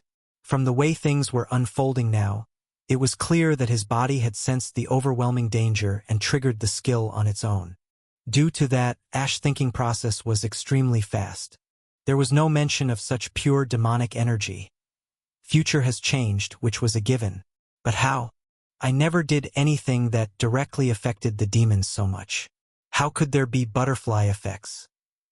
But then he realized something. I stopped Aurora from dying during the attack at the academy. Although it was unintentional, it became the greatest butterfly effect. I also killed all the demons in the academy to ensure Alicia remained safe. I rooted out the demonic heart from the world tree. I destroyed the Hollow Mother, exposing the plans of demons, putting the whole continent in a state of isolation. It would indeed be a lie to say he did nothing to obstruct the path of the demons, when all his actions were indeed against the demons. After I convert you into a demonic human, your soul would become my slave, and I will know all your secrets. As soon as Ash realized the reason why Orion was sending demonic energy into his body, his thoughts staggered for a moment. He had never even considered this possibility. If Orion had not spoken his intentions aloud, it was certain that Ash would only have realized it after everything was already over, by which time it would have been far too late. Only a single second had passed since Orion sent the demonic energy into his body. Yet Ash's body reacted instantly even without him giving any command. Rune of Life flared, releasing a torrent of life energy that surged out to stop the invading demonic energy. Boom! The clash of both energies resulted in a small explosion inside Ash's body. Orion immediately sensed resistance within Ash, causing his eyebrows to rise in mild surprise. However, due to the rune of concealment hiding everything inside Ash completely, Orion could perceive nothing beyond the surface. How peculiar. He increased the output of energy. The amount of demonic energy flooding into Ash's body multiplied by tenfold in an instant. The energy of the Rune of Life began receding at an alarming rate, pushed back as if it had reached its limit. Shit! Ash was truly panicking now. Becoming a demonic human meant losing his soul, his will, his freedom. He would become nothing but a slave to Orion, and he would rather die than fall to such a fate. Perhaps it was because Ash was genuinely facing a crisis this time, or perhaps the runes possessed their own faint sense of awareness and rejected the possibility of the soul they resided in becoming enslaved by another. Whatever the reason, the runes reacted overwhelmingly. One by one, the runes flared within his soul. The intangible energies of all the runes intertwined with each other, merging and stabilizing under the influence of the Rune of Harmony. Their combined essence turned into a half-transparent, half-grayish energy that pulsed faintly, as if something sacred. The instant the energies of the runes fused, the demonic energy was devoured without the slightest resistance. Moving like a contagion, the fused energy spread throughout Ash's body like a plague, erasing every trace of demonic energy it encountered. It did not simply neutralize it. It annihilated it, leaving nothing behind. And it did not stop there. An incomprehensible scream tore through the surroundings. Orion's hand, the one gripping Ash's shoulder, jerked back and erupted with a fountain of black blood. Although the hand was not destroyed, the damage was severe enough to force even someone like Orion to scream in his demonic tongue. It was almost humorous in a bitter way. As if, in moments of sudden pain, everyone instinctively remembered their mother and father. After getting hurt, Orion reverted to his mother tongue without even realizing it. The fused energy of the runes vanished the moment its task was completed. But it was not without a price. Ash started to tremble. Blood gushed out from his 7 orifices, flowing down his face and neck as his body struggled to remain standing. Given that Orion was injured and distracted, this moment should have been a perfect chance for Ash to escape. But he could not. My mana pathways. Ash's eyelids trembled in horror. His mana pathways were evaporated. Or rather, erased. They were not regenerating. There was no sign of movement, no faint glow, nothing. Even though the energy of the Rune of Life used his mana pathways to travel across his body and heal it passively, It was always possible for it to heal without them. His body had been destroyed many times before, yet he always regenerated with ease, even if it took time. But this time, nothing was happening. The rune of life was not healing anything. It was as if there was no rune within him at all. Given the situation that his mana pathways had vanished, how could he activate any skill to escape? How could he use any spells? How was he supposed to summon anything from his soul vault? He was nothing more than a normal human now. Only his stats were technically available to him, but in this situation, they were as good as not being present at all. Why did runes react that way? Only Omni Thought worked, since it did not require any mana to function. Everything else was cut off from him. Never before had the runes reacted in such a way. Not even once, no matter how desperate the situation had been. Ash was having a mental breakdown. His thoughts were getting muddled, slipping through his control like water. Even though his mind felt strangely calm because of Omni Thought and Rune of Stability, he still could not think straight due to the shock weighing down on him. His greatest strength just crippled him. Why? While Ash was drowning in his own crisis, Orion was not faring any better. What the heck? What the heck? What the heck? His body was trembling with fear. It felt as if he had suffered some kind of trauma from that otherworldly energy he sensed moments ago. The energy that spread like a plague and destroyed everything it touched. It was only because Orion had cut off his flow of demonic energy at the exact right moment that he was able to remain standing. If he had hesitated even for a breath more, the consequences would have been irreversible. Even then, a small spark of that otherworldly energy had somehow slipped into his body. That tiny spark alone caused his hand to be crippled. It would take at least a month before his body even began to heal properly. If he had taken in any more, he might have become crippled permanently or even faced death. Just thinking about the possibility made him devastated. I need to kill him. Having suffered such an unexpected attack, Orion finally understood why Ash was called an anomaly. He is dangerous. He needs to die, otherwise everything I have planned will crumble. Thus, he attacked. This time, he made sure not to touch Ash directly. His domain was already spread around them, so he simply issued a mental command.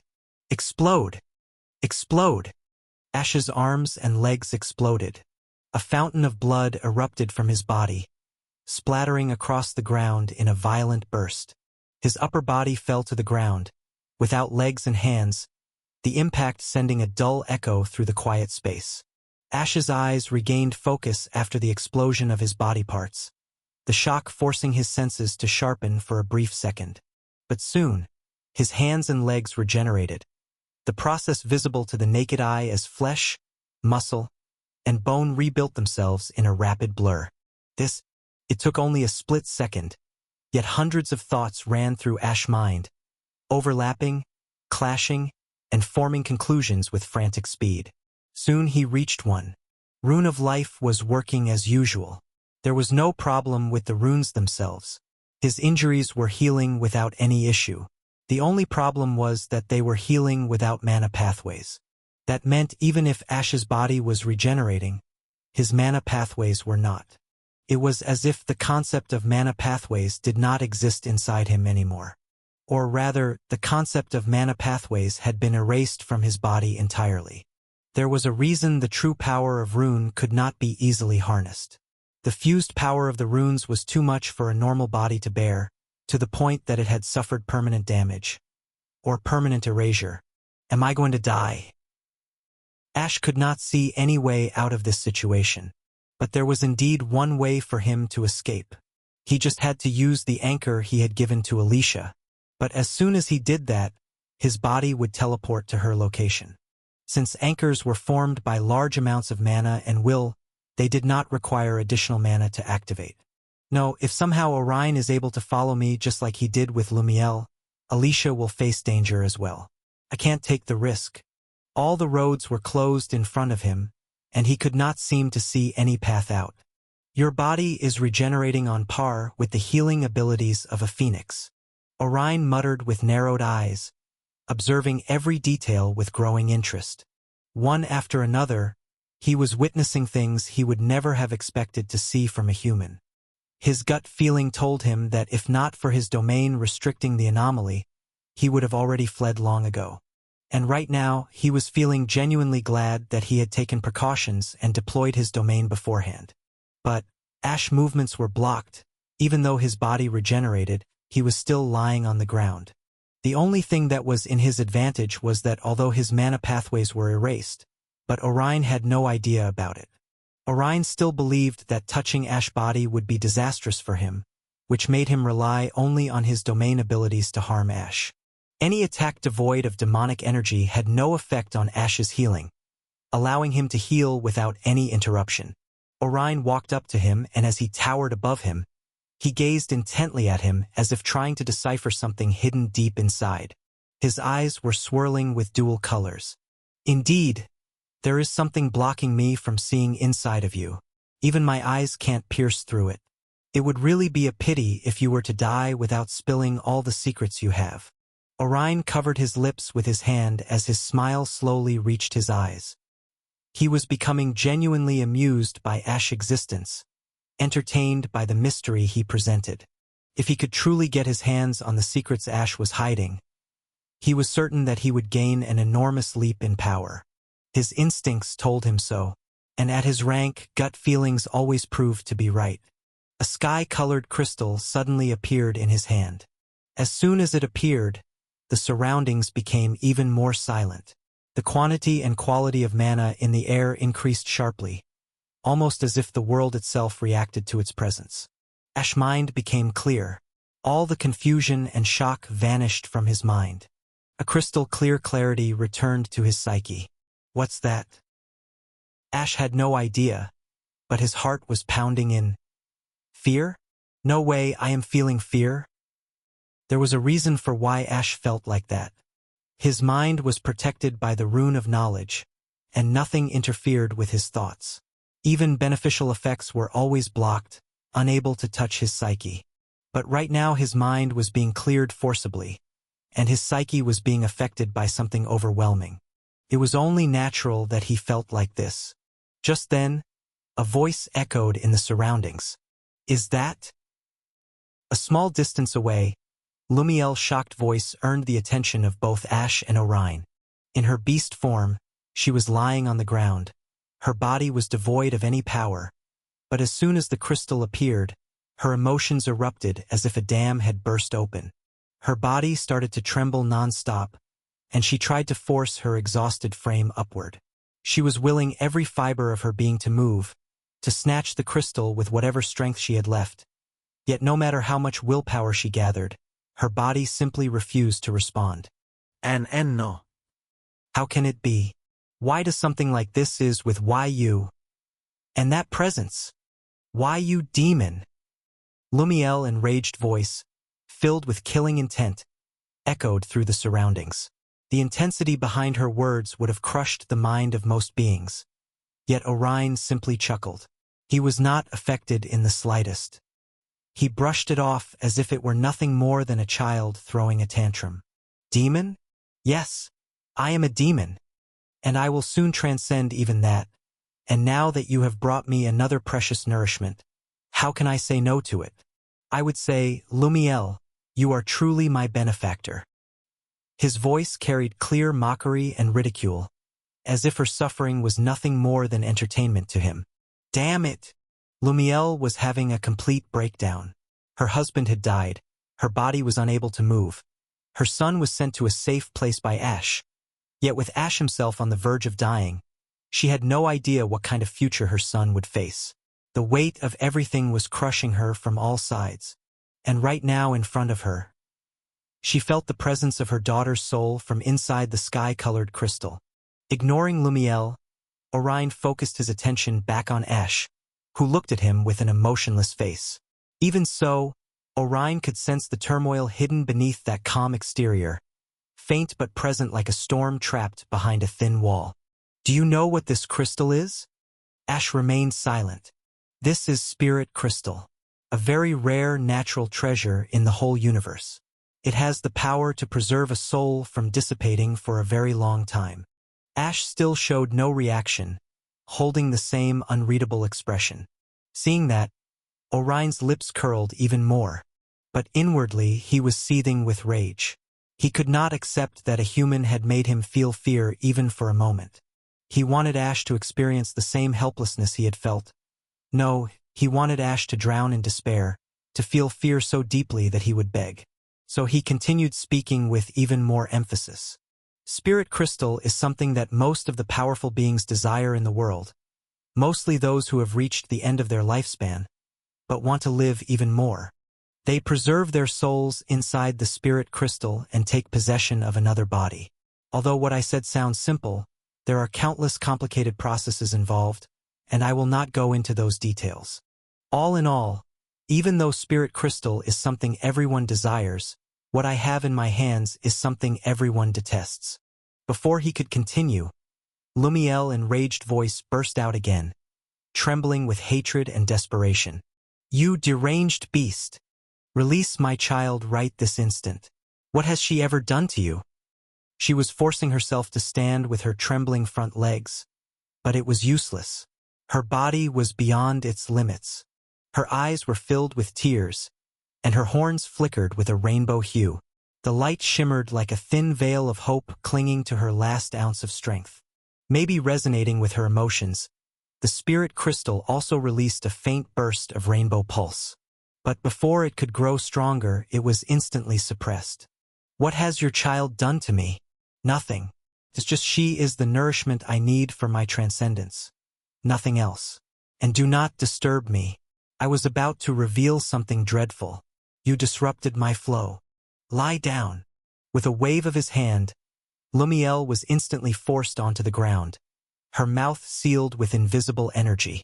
She struggled, but her exhausted body could not resist the overwhelming force. Focusing back on Ash, who was lying on the ground with his face toward Orion, the demon continued. "Where was I? Yeah, what I have is something everyone detests. The reason being, what I have is indeed a spirit crystal, but a mutated one named Spirit-Devouring Crystal. Indeed, it devours the souls of anyone and allows someone else to easily absorb and assimilate the devoured soul. It is a treasure that is rarer than even the spirit crystal. A treasure that allows one to strengthen the soul, and a treasure that allows another one to gain powers of a unique soul." Orion slowly circled around Ash's body, gazing at him with high intensity.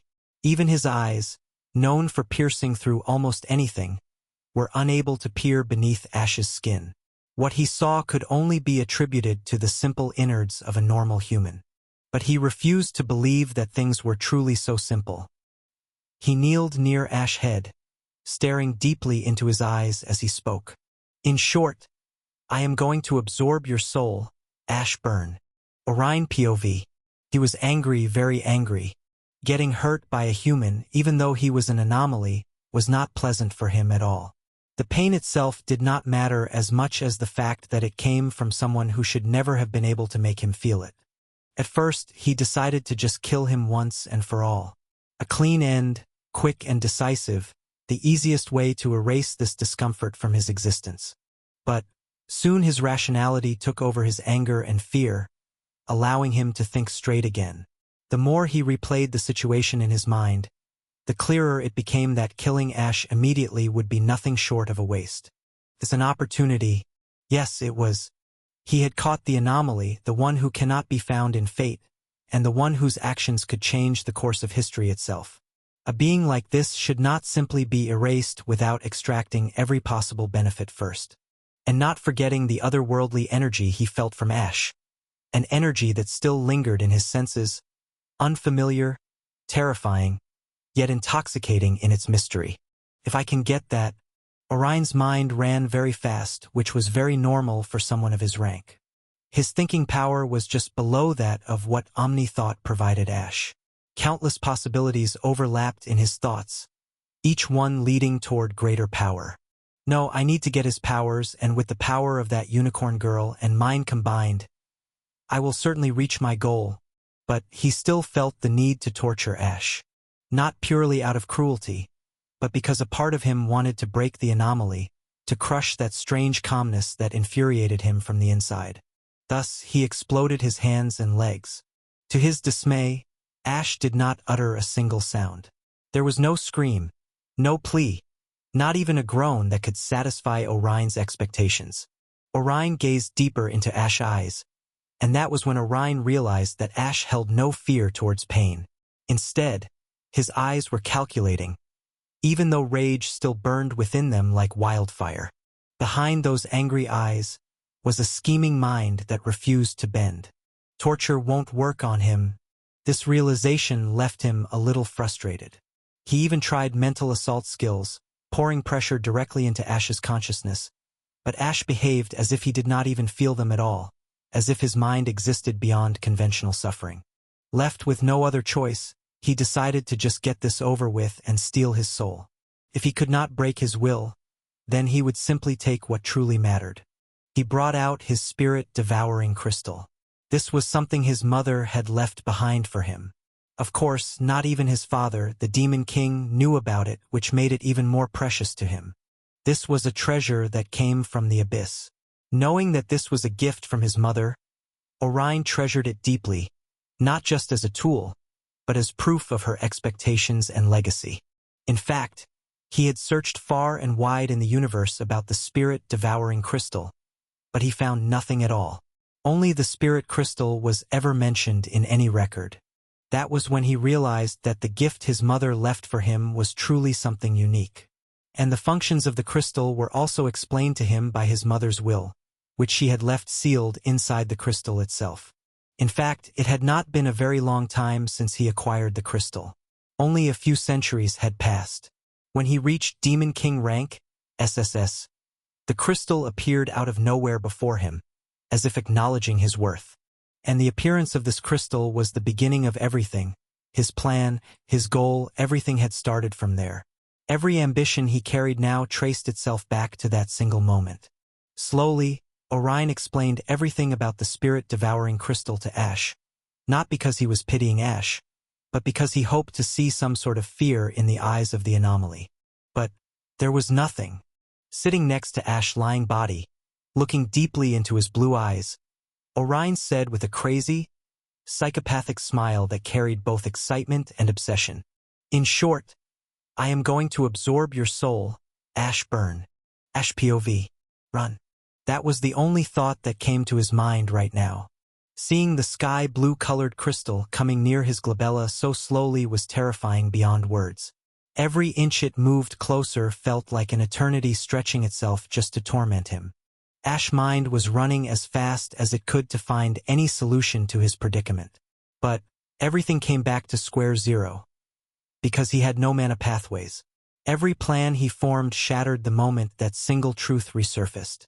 The memory of his talk with Whisperer suddenly appeared in his mind. With great good luck comes greatest bad luck. With great good luck comes greatest bad luck. The words repeated, he did not know how many times, echoing endlessly inside his head like a curse that refused to fade. I knew it. With my luck, something like this was destined to happen. The spirit-devouring crystal came dangerously close to Ash's head, and Ash still did not know any way that could save him from a fate worse than death. His entire existence felt as if it had been cornered with no space left to retreat. He could only hope that the power of runes could repel the crystal and protect him one last time. In fact, he also had another idea, which was to overload his core and burn away his potential. But there was a risk. Previously, by overloading his core, Ash channeled the overloaded mana throughout his body to gain power. But now, as there were no mana pathways, there was a very high chance that his core would explode due to the overload itself. He can't risk that. Damn, it doesn't matter. If my soul will be absorbed, what's the point of having a mana core? Rather than dying without resistance, Ash decided to risk everything if the runes did not help him against the threat in front of him. If this was the end, then he would choose how to face it. He strained both his cores and the mana started to bubble violently inside of him. Now, he only needed a mental command and his cores would be overloaded. Ash blinked his eyes, and only cold, calculating eyes watched as the crystal slowly touched his forehead. Or it was supposed to touch, because suddenly Orion froze. The sun vanished from the sky, and a deep, endless darkness took its place, as if existence itself had blinked. Night descended in an instant. A moonless night with stars made of ether shone with an otherworldly glow, their distant light giving the darkness an unsettling beauty. Someone was floating in the sky.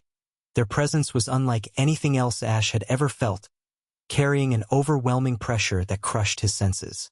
It was as if he was standing in front of a demigod? Ash's eyes went wide as realization struck him. What a hassle! Orion wore a frustrated look on his face, but beneath that irritation was caution. His hands were being stopped by a very high will. It was not a physical restraint, but a direct suppression of existence itself. You know that power won't even last 10 seconds, Night Queen, Lumiel. Orion said slowly, but his voice echoed throughout the whole surroundings, heavy with certainty. I know. But my goal is not to kill you. It is impossible to do it with such a little time. I know what you are going to say. Something like, I am only doing this for my chi. Don't waste my time. Oh, you catch on pretty quickly. The next second, Lumiel appeared next to both of them. She was in her human form. Her eyes were full of ether, the same liquid rainbow completely filling her gaze, as if the night itself had reflected upon her soul. In contrast, her hair was pitch black, blending seamlessly with the sky above. Her skin was filled with cracks and rainbow lights were seeping out from it, every flicker of light revealing the unbearable strain her body was enduring. It was clear that whatever source she was drawing power from, it was devouring her from the inside. What will you do now? Oh great Night Queen! Orion mocked her, even though he was frozen there without being able to move his body. His head was still moving freely as he looked at her with cold amusement. Lumiel was pushing the whole power of her domain on Orion to stop him from moving. Even then, his will was like a sun. Just like the sun repels darkness. His will was slowly but surely shrugging off her powers. With the rate he was doing so, he would be completely free in the next 7 seconds. How convenient, I also have only 7 seconds, she said while seeing and analyzing the rate at which Orion was pushing her will back. Her voice was calm, but beneath that calmness was urgency wrapped in resolve. Her hands tried to take the spirit-devouring crystal from his hands, but as if there was an iron grip around it, it refused to move even a fraction. Orion was focusing most of his will around his hands. How could he let something given by his mother be taken away like this? Even bound, his obsession anchored him. Lumiel tried everything, but the crystal refused to budge. 5 seconds. Looks like I need more power. But before that, she looked towards Ash. She saw his complicated eyes looking back at her, with tears trembling at the corner of his eyes, caught between sadness, disbelief, and helplessness. But behind that gaze was a complicated mind that was still running and calculating his next move even now, refusing to surrender. Take care of Eric.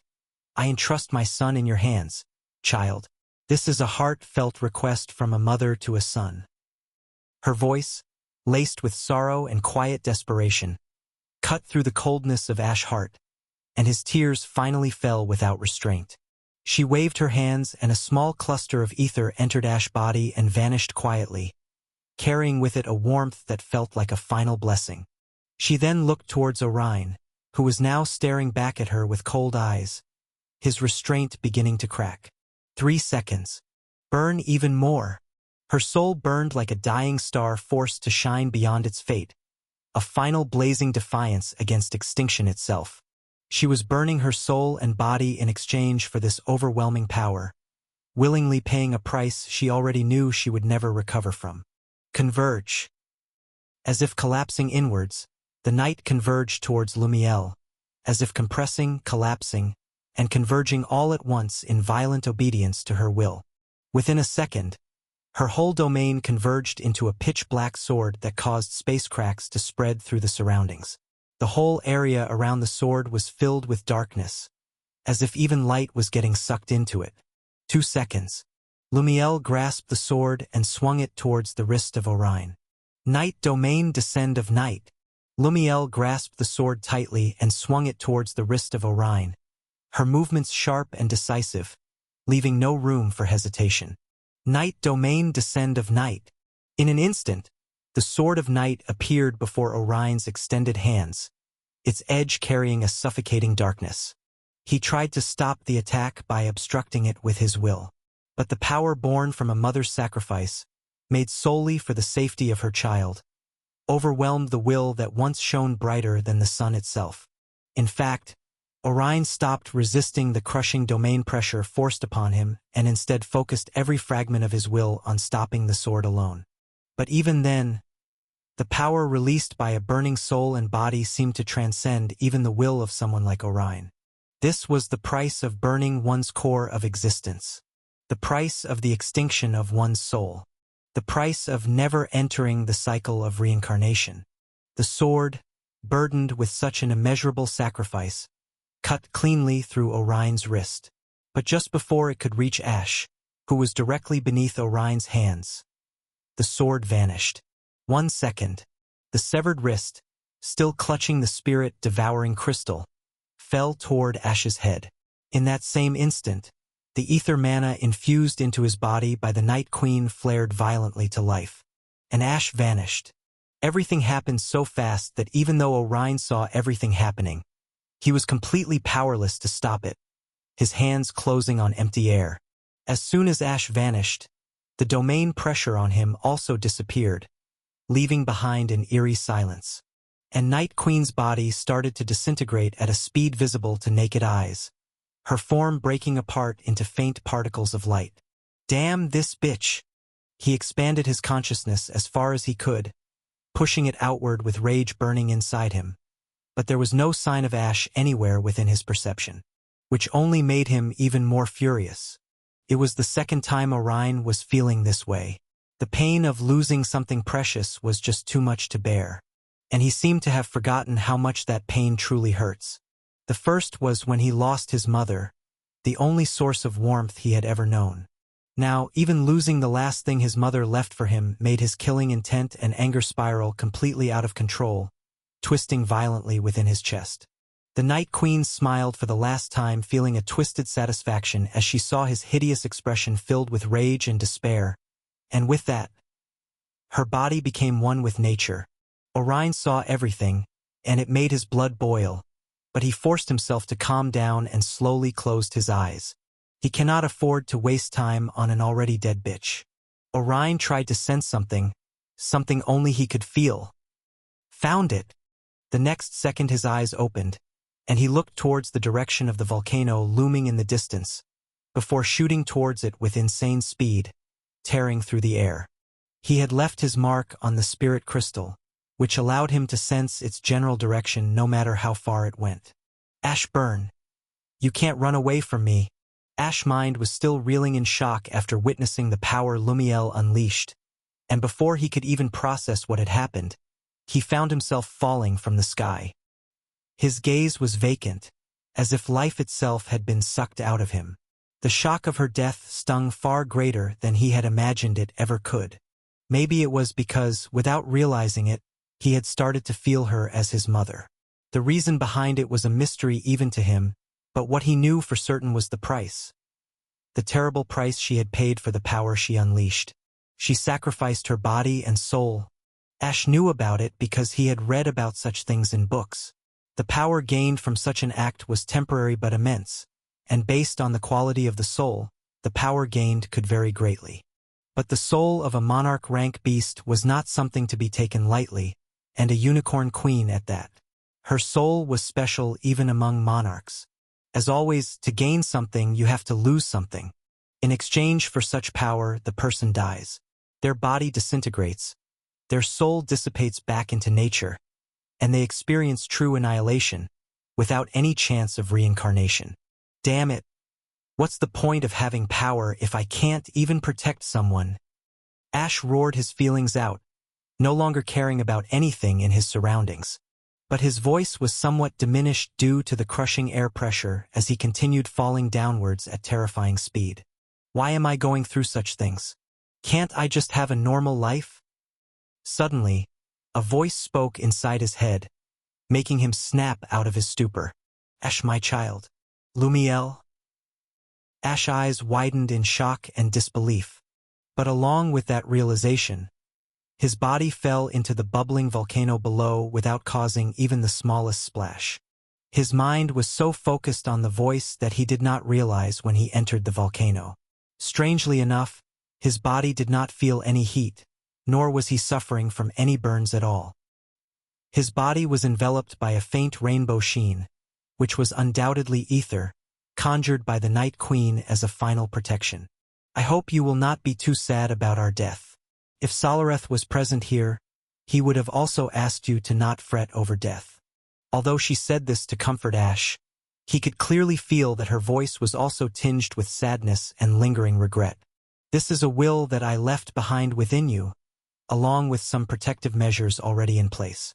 My child, I have teleported you towards the volcano because I can feel the dungeon hidden inside it.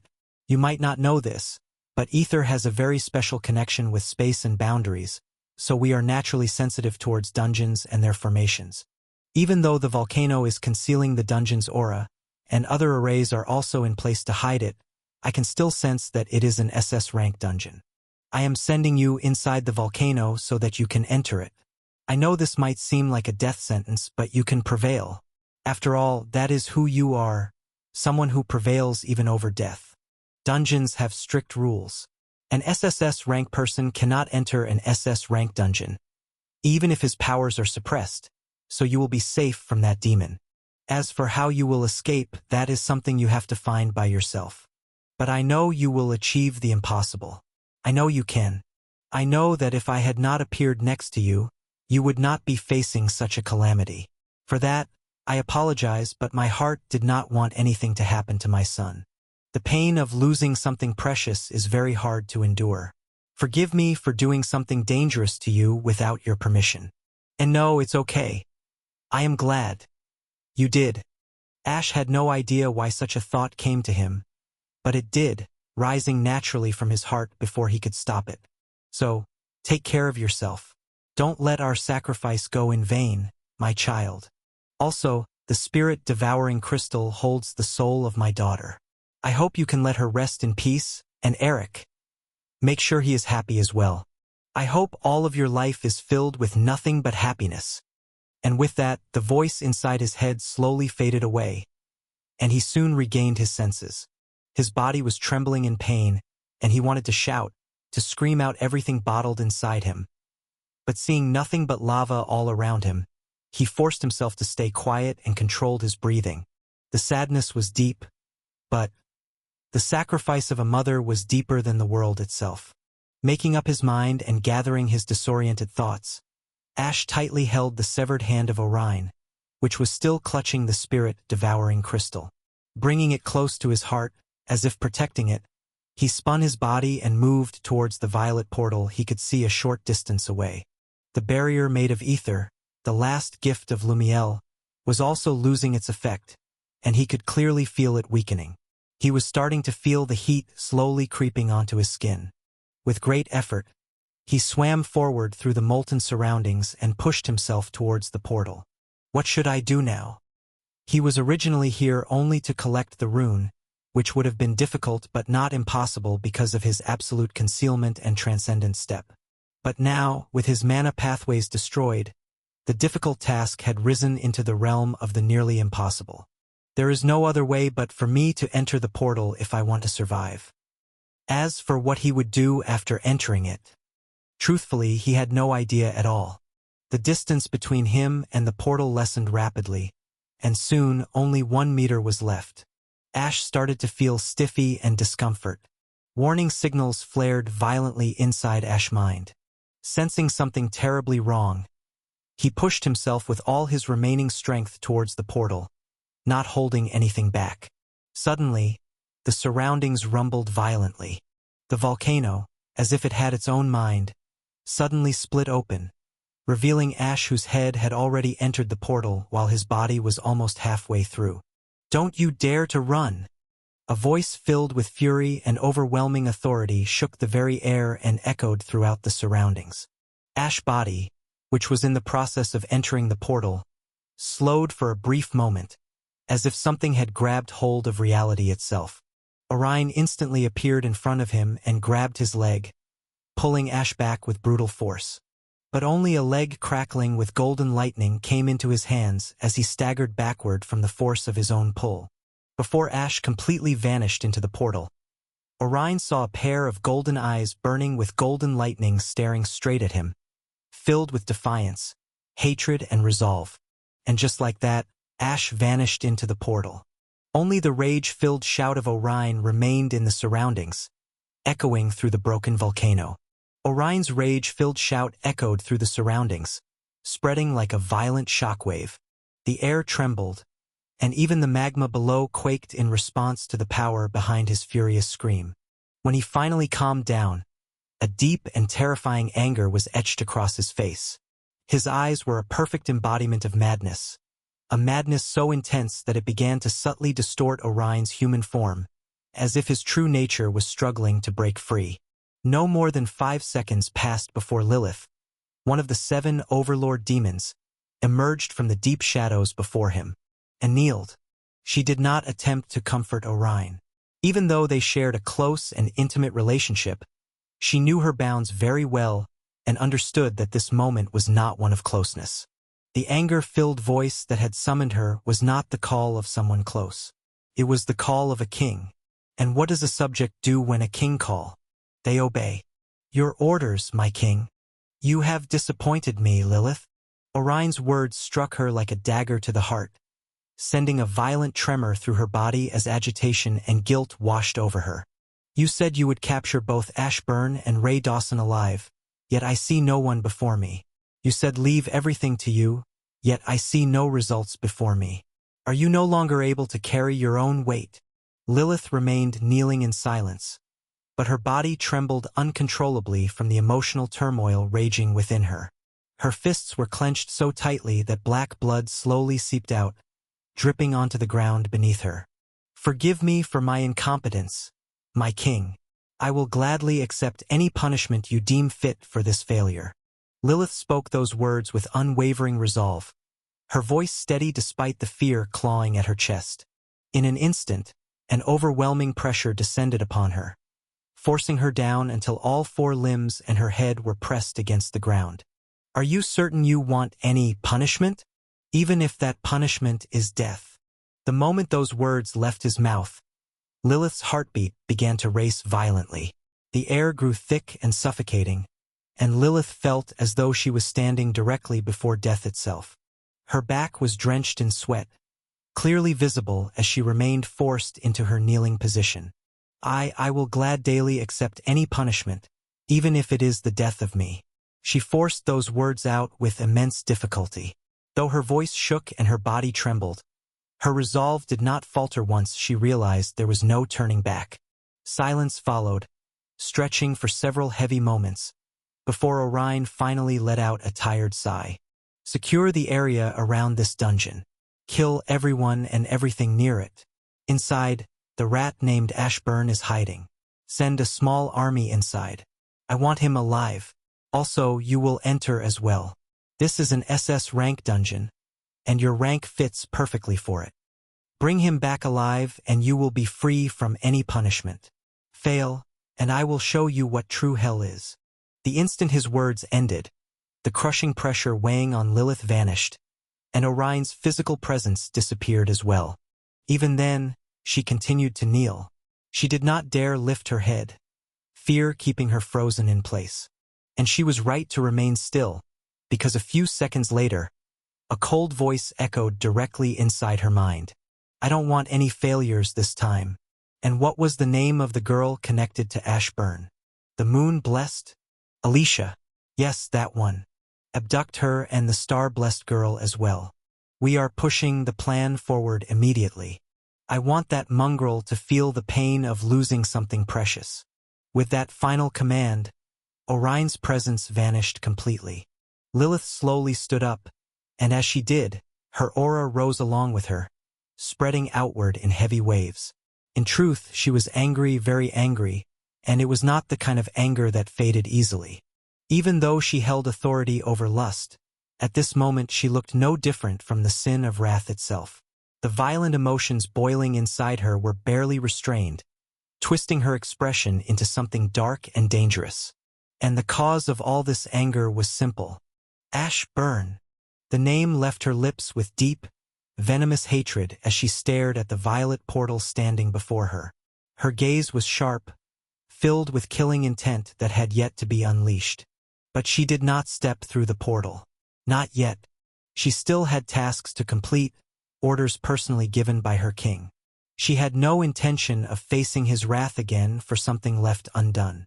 Her first task was to secure the area, and at this very moment, she could sense it clearly.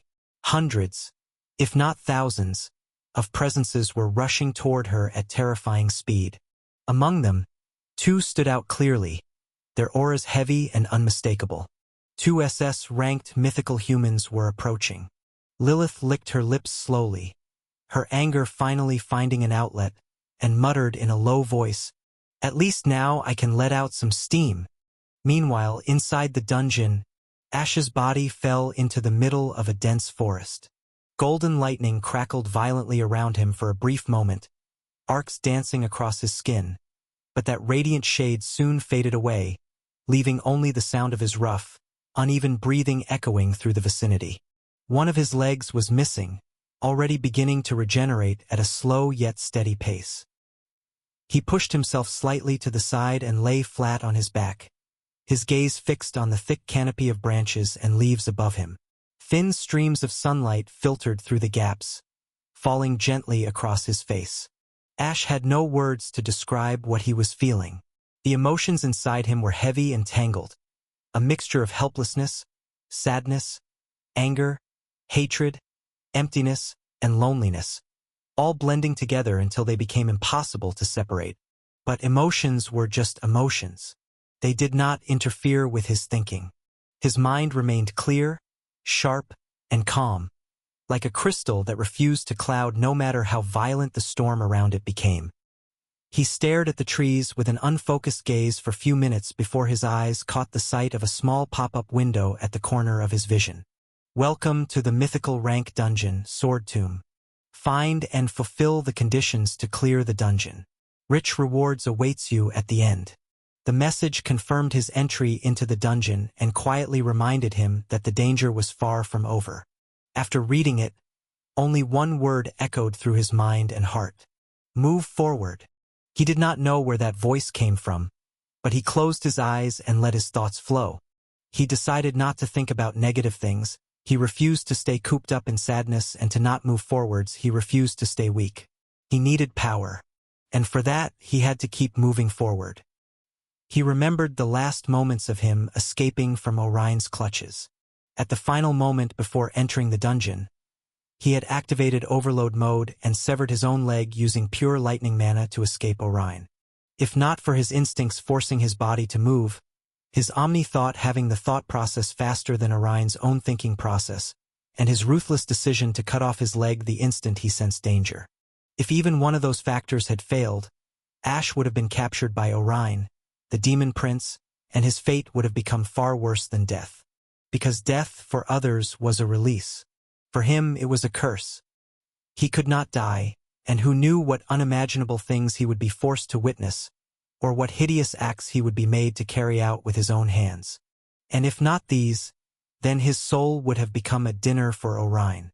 Just thinking about it made his stomach churn. Hufu, let's focus on the present. The Sword Tomb dungeon had a very straightforward, clear condition. Defeat the boss and clear the dungeon. That was how most dungeons worked. But this one was different. Here, he would have to defeat 4 legendary rank bosses and 1 mythical rank boss. And since the dungeon carried the name Sword Tomb, every boss he encountered would be a swordsman. But this is not as simple as it seems. The dungeon Ash had entered was special. SS rank dungeon surrounded by 4 legendary rank dungeons, and coincidentally it housed 4 S rank bosses and 1 SS rank boss as well. However, there was a critical problem. 2 of those surrounding dungeons had already broken. So what would happen to the bosses of those dungeons? The mythical rank boss will become even stronger. From what he knew, the 4S rank bosses wielded 4 elemental swords. His task was to obtain those 4 swords and then collect the final elemental sword from the SS rank boss. Only after gathering all 5 swords would the true reward reveal itself. In other words, only then would the rune itself appear. There was one more thing that could not be ignored. Every time a dungeon broke, the rank of the final boss increased. The progression was clear. SS-, initial, SS, SS+, SSS-, SSS. Before any dungeon had broken, the final boss had been at SS- rank. But now, with 2 dungeons already destroyed, the current rank of the final boss was SS+. Ash slowly exhaled and murmured softly, "Let's see what the future has in store for me." Outside the dungeon, Crimson and Black flew toward the looming volcano in the distance with all their strength, their figures cutting through the sky like blazing comets. The wind roared around them, yet neither slowed down, driven forward by an unease they could not ignore. "What do you think the earlier disturbance was all about?" Crimson asked telepathically, his voice steady but edged with unease. "I don't know, but I have a very bad feeling about it," Black replied. After that, neither of them spoke. Their instincts were sending warning signals relentlessly, telling them that something about this entire situation was deeply wrong. They were now approaching an area saturated with dungeon monsters. Most of them were around Grandmaster rank, creatures that had spilled out from 2 of the 5 dungeons. Individually, they were not much of a threat, but their sheer numbers made them troublesome to deal with all at once. Crimson and Black could have erased them effortlessly, yet they chose not to interfere.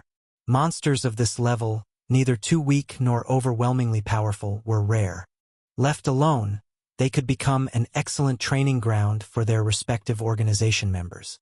As they entered the dense forest area filled with monsters, the sense of unease they were feeling intensified instead of fading.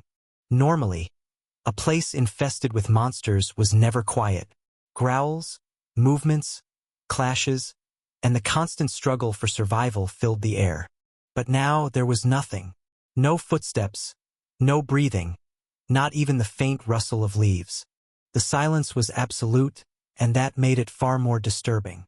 While continuing forward, they expanded their senses to uncover the reason behind it. And what they saw made their expressions darken.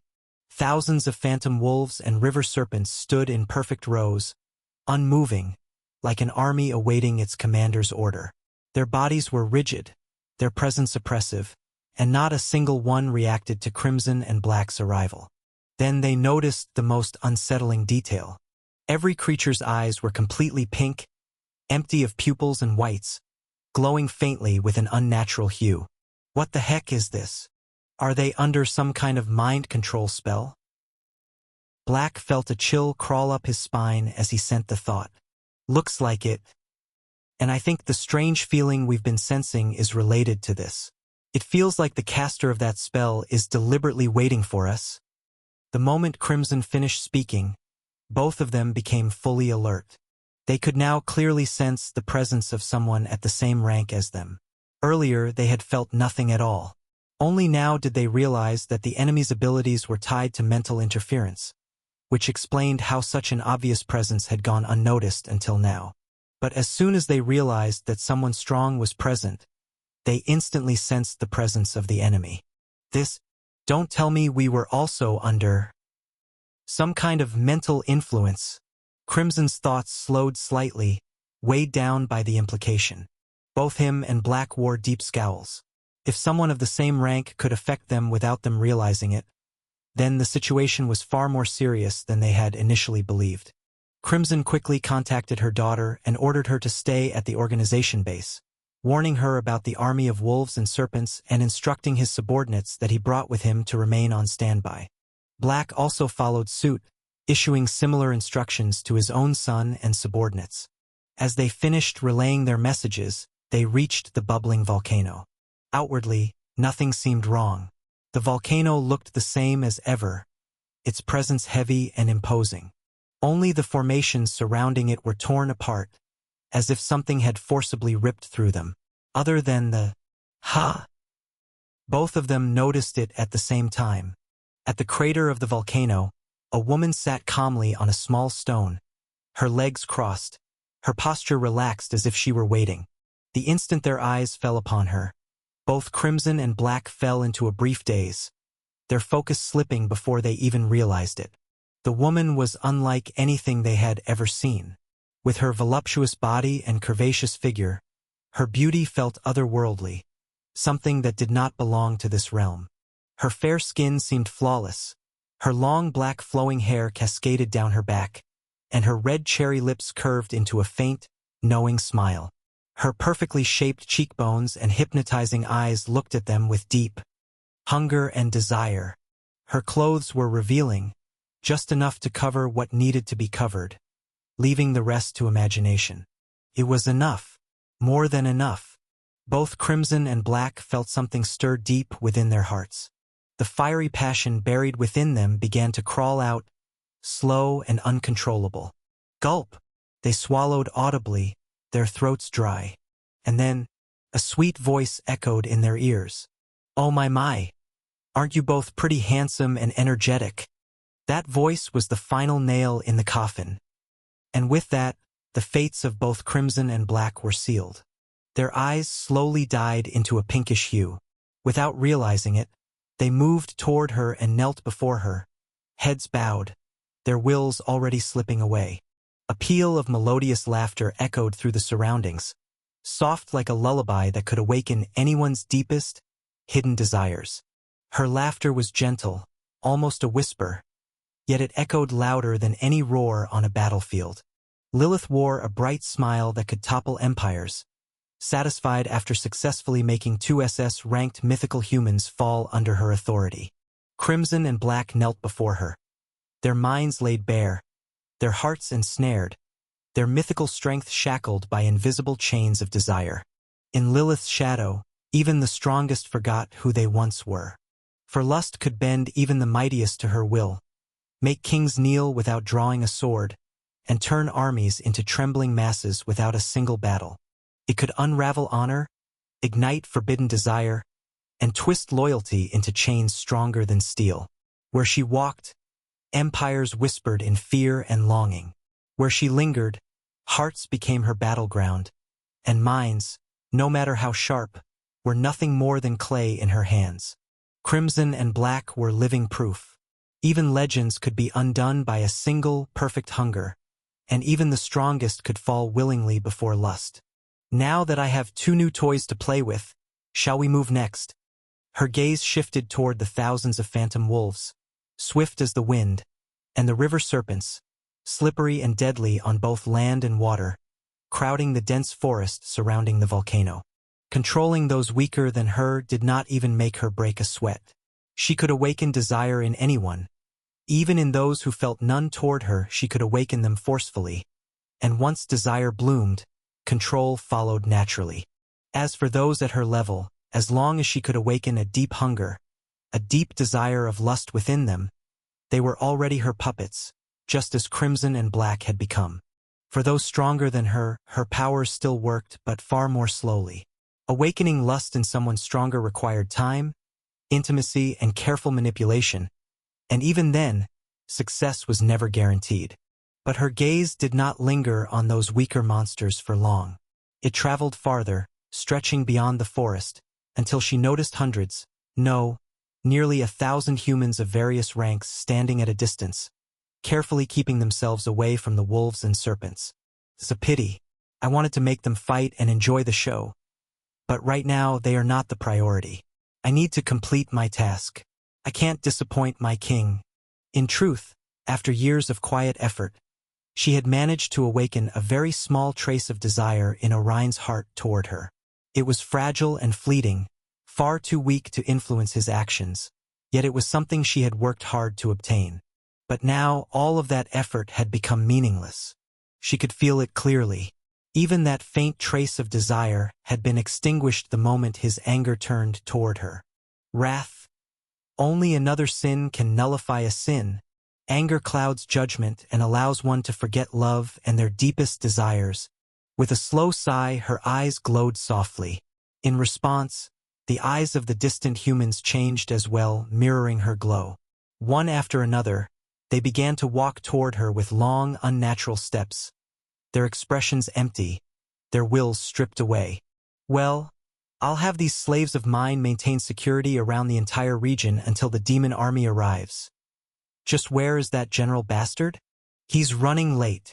Her voice carried irritation, but it remained calm, controlled.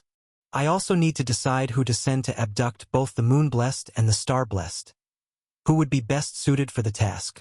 She continued muttering to herself, thoughts flowing freely, while around her, armies of monsters and humans stood in silence.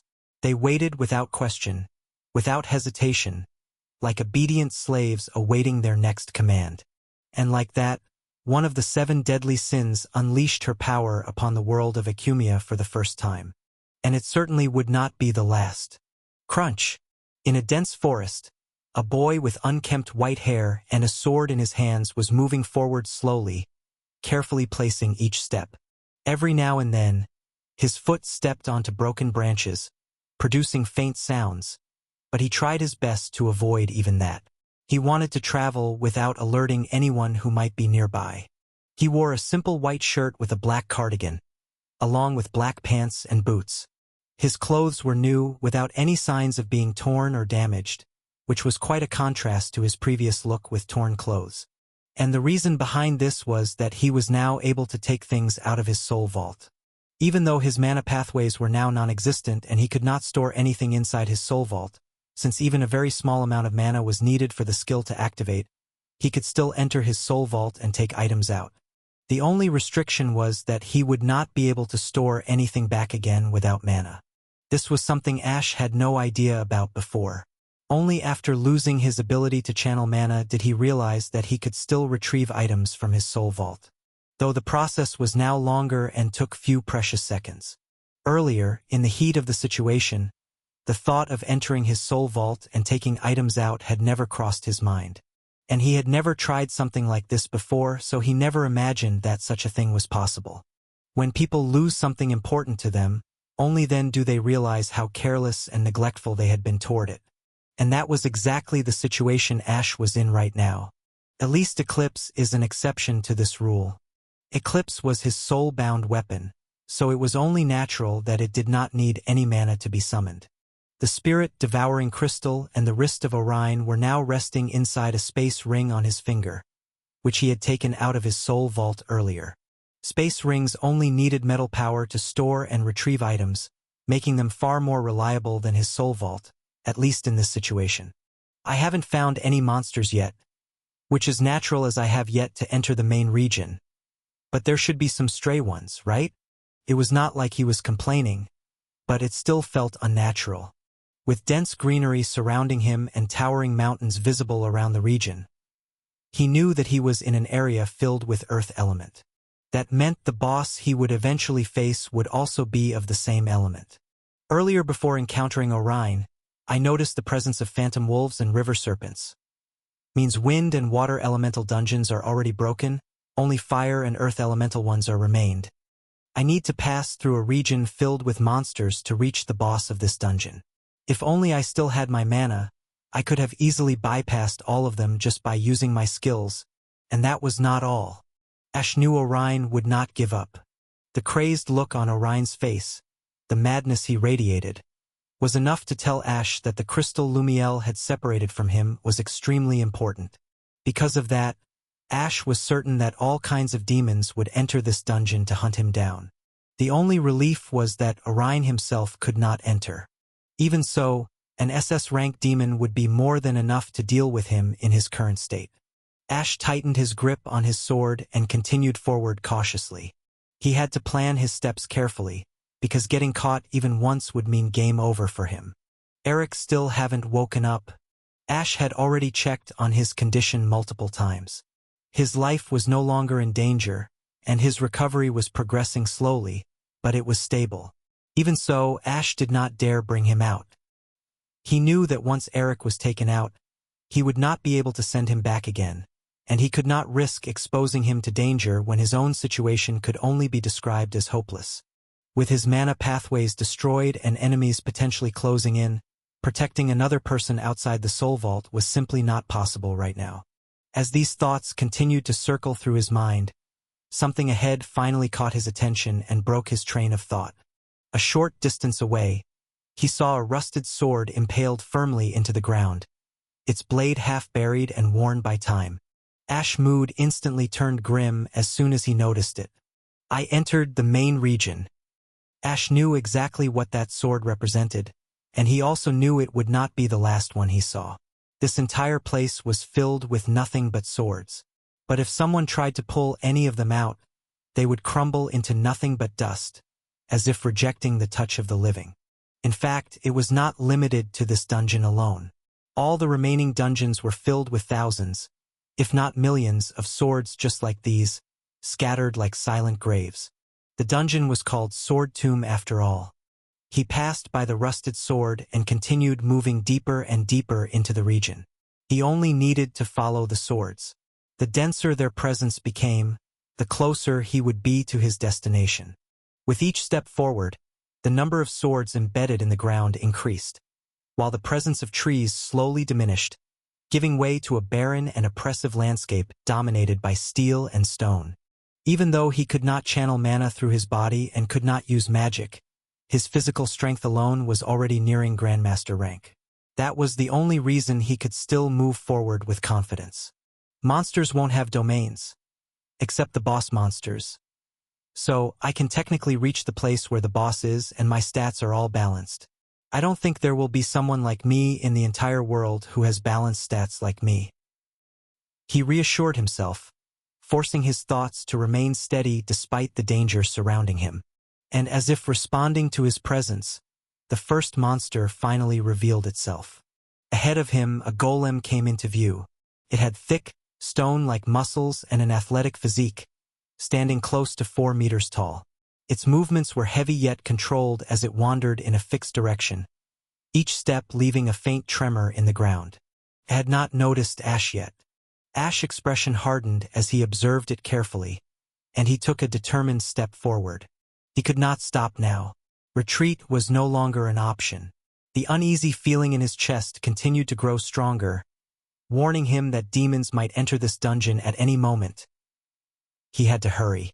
With that thought, Ash pushed off the ground with all his strength and shot towards the stone golem at high speed, committing fully to the fight ahead. While Ash was having his first clash inside the dungeon, Lilith's patience was wearing dangerously thin. An entire hour had passed, yet the demon general and his army had still not arrived at their designated location. The prolonged silence gnawed at her mind, stretching her restraint to its limits and making every passing second feel deliberate. He dare make me wait so much? I wish I could just strangle that bastard to death. Her fingers curled slightly as irritation simmered beneath her calm exterior. If only that wretch did not have the blood of that disgusting thing.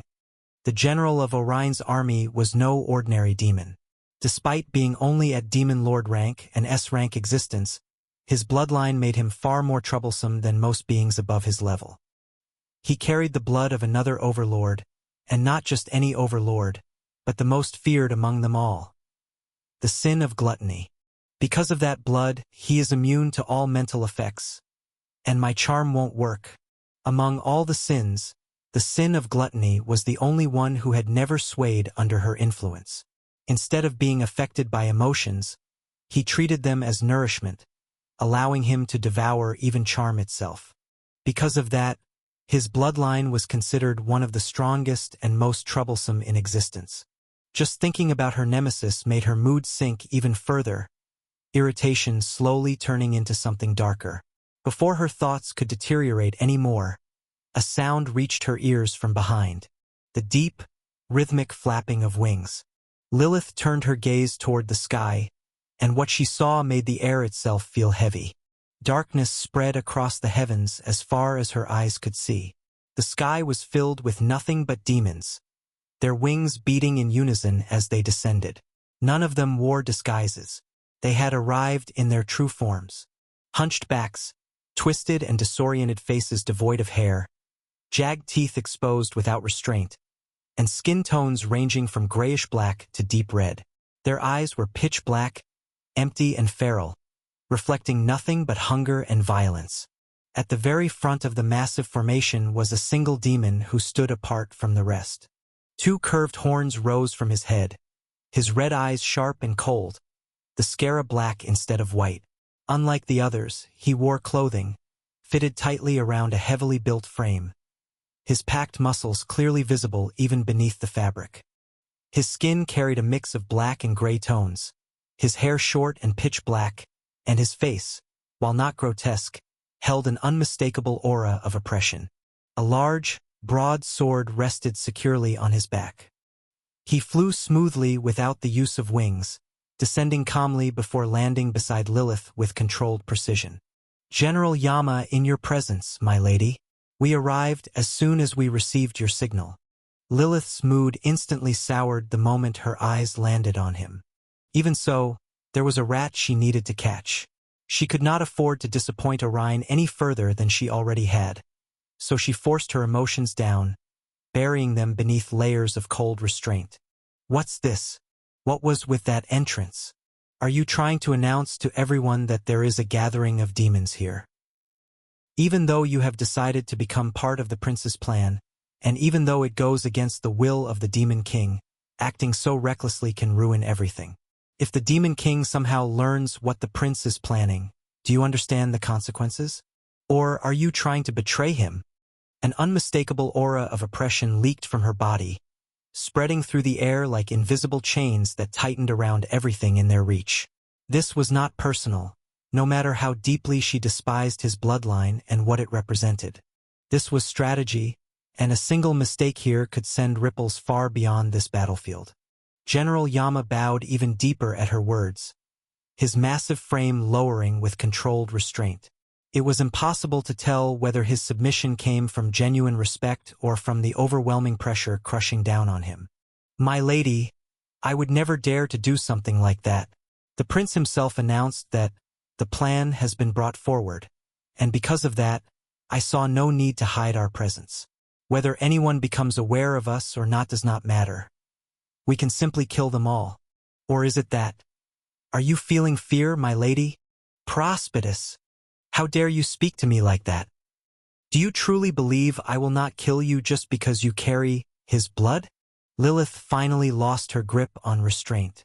Her oppressive aura surged violently, causing the volcano beneath them to tremble as if it might erupt at any moment. The demon army hovering in the sky shuddered in fear, their formations breaking slightly as panic rippled through them. Realizing he had crossed a line, Yama immediately lowered his head further. "My apologies, Lady Lilith. I will make sure not to cross my bounds again. Please quell your anger. What I meant to say was that there is nothing to fear. If someone comes here, they will not be able to leave alive. This is the neutral continent, a lawless zone. There will be no problems." It took her time, but eventually, Lilith managed to suppress the storm raging within her. The time it took, however, was far from calming for anyone else. The demons in the sky were forced down to the ground under the sheer weight of her presence, and deep cracks ran across the surface of the volcano and the surrounding land, scars left behind by her momentary lapse. In truth, she had no desire to fight General Yama. Her specialty had never been close combat or raw violence. Control was her domain, bending others without ever needing to break a sweat. Once fully composed, she moved straight to the point. "I assume everyone here knows what Ashburn looks like? He is a priority target, so his face should already be etched into your minds. I will not waste time explaining something so basic. I, along with half of the demons behind you, will enter the dungeon to capture him alive. Meanwhile, you, General Yama, will go to the human continent and capture the Moon-Blessed and the Star-Blessed. They are a crucial part of the plan." "I will see it done, my lady," Yama replied, still bowing. A faint glint flickered through his eyes, subtle and fleeting, unnoticed by anyone present. "Good. Follow me." At her command, half of the demon army moved as one, their movements synchronized with unnatural precision. And if one looked closely enough, they would notice an unusual pinkish hue glowing faintly within their eyes, pulsing quietly as they advanced. Swish! Eclipse sliced through the neck of the stone golem, though not without resistance. The blade met dense, compacted stone before finally breaking through. Ash used the moment the golem began to collapse to his advantage, kicking off its crumbling torso and propelling himself backward. His body twisted smoothly in midair, movements refined through countless battles, and with a controlled downward motion, he brought his sword down in a wide arc. The second golem split apart far more easily, its stone frame breaking into heavy fragments that crashed into the ground. Huff! That makes it 13th. His breathing was slightly rough, but it was far from exhaustion. There was still a considerable amount of stamina left in him, and his recovery remained unnaturally fast. Over the span few months, life energy had flooded his body more times than he could count, thus accelerating his natural recovery to a level that most warriors could only envy. But I can't go on like this. Ash took in his surroundings while tightening his grip on Eclipse. Broken stone littered the ground, and the number of trees had dwindled to almost nothing. In their place, rusted swords jutted out from the earth at irregular angles, some half-buried, others fully exposed, creating an eerie landscape that felt heavy with history and death. If I continue to fight them like this, I'll tire myself out and waste a lot of time that I don't have. These golems were not weak enemies. Their defenses were thick and stubborn, demanding a significant amount of strength to shatter. While their movements were slow and predictable, their raw power made every blow dangerous. What truly made the situation unbearable was the noise. Each clash echoed loudly through the dungeon, stone grinding against steel, vibrations traveling far across the sword tomb. And with every fight, more golems responded, drawn toward the sound like predators sensing blood. I need to find a way to move forward without fighting them. But the question is how? Even as his mind raced for solutions, Ash did not stop moving. He ran along the edge of the mountain range, deliberately choosing a path cluttered with massive rocks and uneven terrain. The landscape provided natural cover, allowing him to slip behind boulders or tuck himself into narrow gaps whenever he sensed a cluster of monsters nearby. So far, the strategy was working. He avoided several unnecessary encounters, conserving both stamina and time. But there was a price. From the subtle shift in terrain and the thinning concentration of swords, Ash could tell that he was gradually drifting away from the main route. If this continued, he would eventually have to abandon this safer path and relocate toward another mountain range to maintain his progress. Let's see what happens. Before the thought could fully form, the entire dungeon trembled. The ground shook violently for a brief moment, enough to disrupt his footing. Ash staggered slightly, but his body reacted on instinct. After reaching first mastery in weapon arts, his senses had sharpened dramatically, and his balance adjusted almost immediately. Without waiting to see if the shaking would worsen, Ash sprinted toward a narrow crack in the mountain wall. He slipped inside with practiced ease and crouched low, pressing himself into the darkness and controlled his breathing. He reached into his space ring and retrieved a small pouch, tearing it open and dumping its contents over his body. Scent erasing powder. Ash possessed an absurd number of items at his disposal. Even without mana and the ability to use his skills, he could still compensate through preparation and experience. And this was not the first time he had used the powder. He had already relied on it once earlier in the dungeon. Still, he used it again without hesitation, because a deep sense of unease had settled in his chest. He refused to gamble in this situation. Moments later, the shaking stopped, and in the very next moment, everything was swallowed by deep, unnatural shadows. Brutal roars ripped through the dungeon, crashing into one another and echoing endlessly, turning the entire space into a living nightmare. In that moment, every assumption Ash had made was confirmed. The violent shaking from earlier had not been natural at all. It was caused by the arrival of a massive demon force, their sheer presence enough to make the dungeon itself groan in resistance. Even so, there was something Ash had never accounted for. What the hell are those numbers? The sky was completely swallowed by demons. Winged figures filled every direction he looked, their silhouettes overlapping until there was barely any space left between them. Countless eyes glowed as they searched the land below with cold precision, sweeping over rocks and shadows. Many of them descended without hesitation, spreading out to search the ground more thoroughly. Ash's face hardened, a deep sense of unease settling in his chest. Damn it, they are going to be extremely annoying and dangerous. From the pressure they released, he quickly evaluated their strength. Most of the demons were at early to peak Grandmaster rank, strong enough to overwhelm almost anyone trapped inside this dungeon. Mixed among them were roughly 100 legendary rank demons, though their auras felt incomplete and unstable. They were pseudo-legendary, powerful but not fully evolved. That realization steadied his breathing. I don't care why they are like that. As long as they aren't true legendary.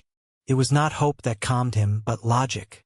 Other than them, he did not sense any presence that crossed into a higher realm of power, and that alone kept panic from taking over. If they are only around this level, then I think I can somewhat manage. It sounded arrogant, almost foolish, especially when spoken against thousands of demons while still trapped inside a dungeon.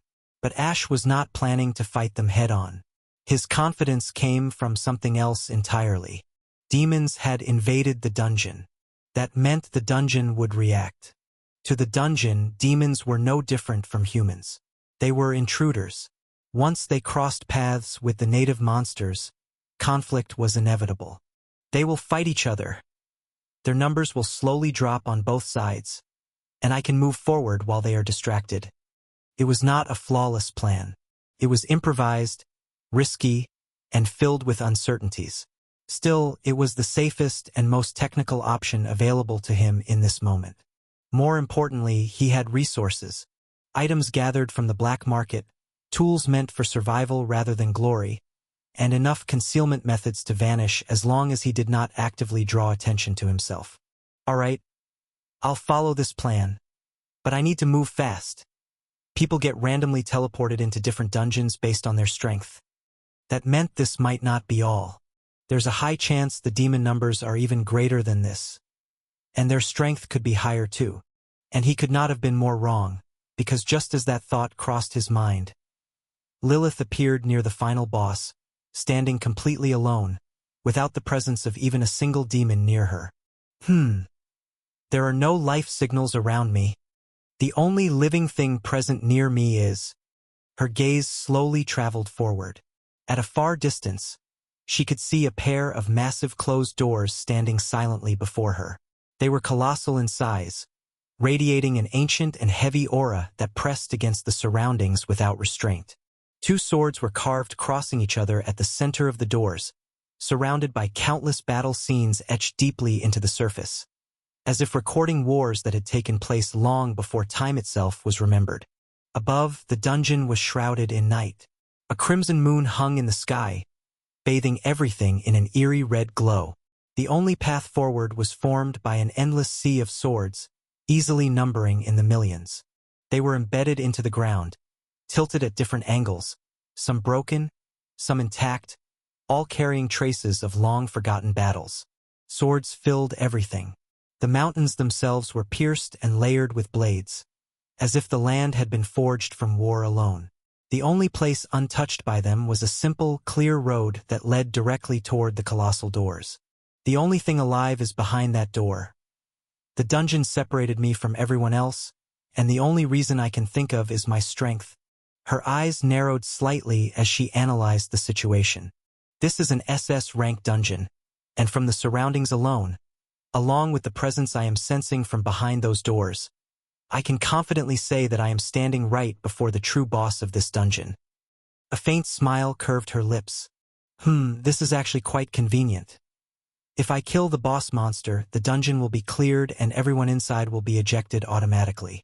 Her eyes gleamed with cold certainty. This way, I will not have to wait for those far behind me to reach this level, and I can capture that rat without any delays.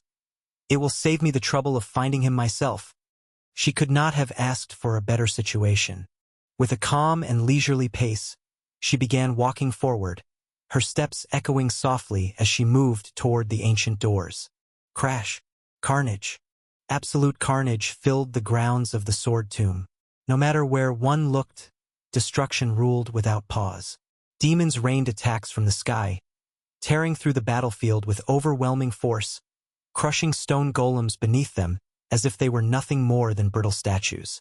In response, the golems struck back with terrifying power, launching spear-shaped chunks of compressed rock that pierced through the air and made the unfortunate demons explode like blood-filled balloons. The scene was brutal, chaotic, and merciless. Amidst all of this, Ash moved with relentless urgency.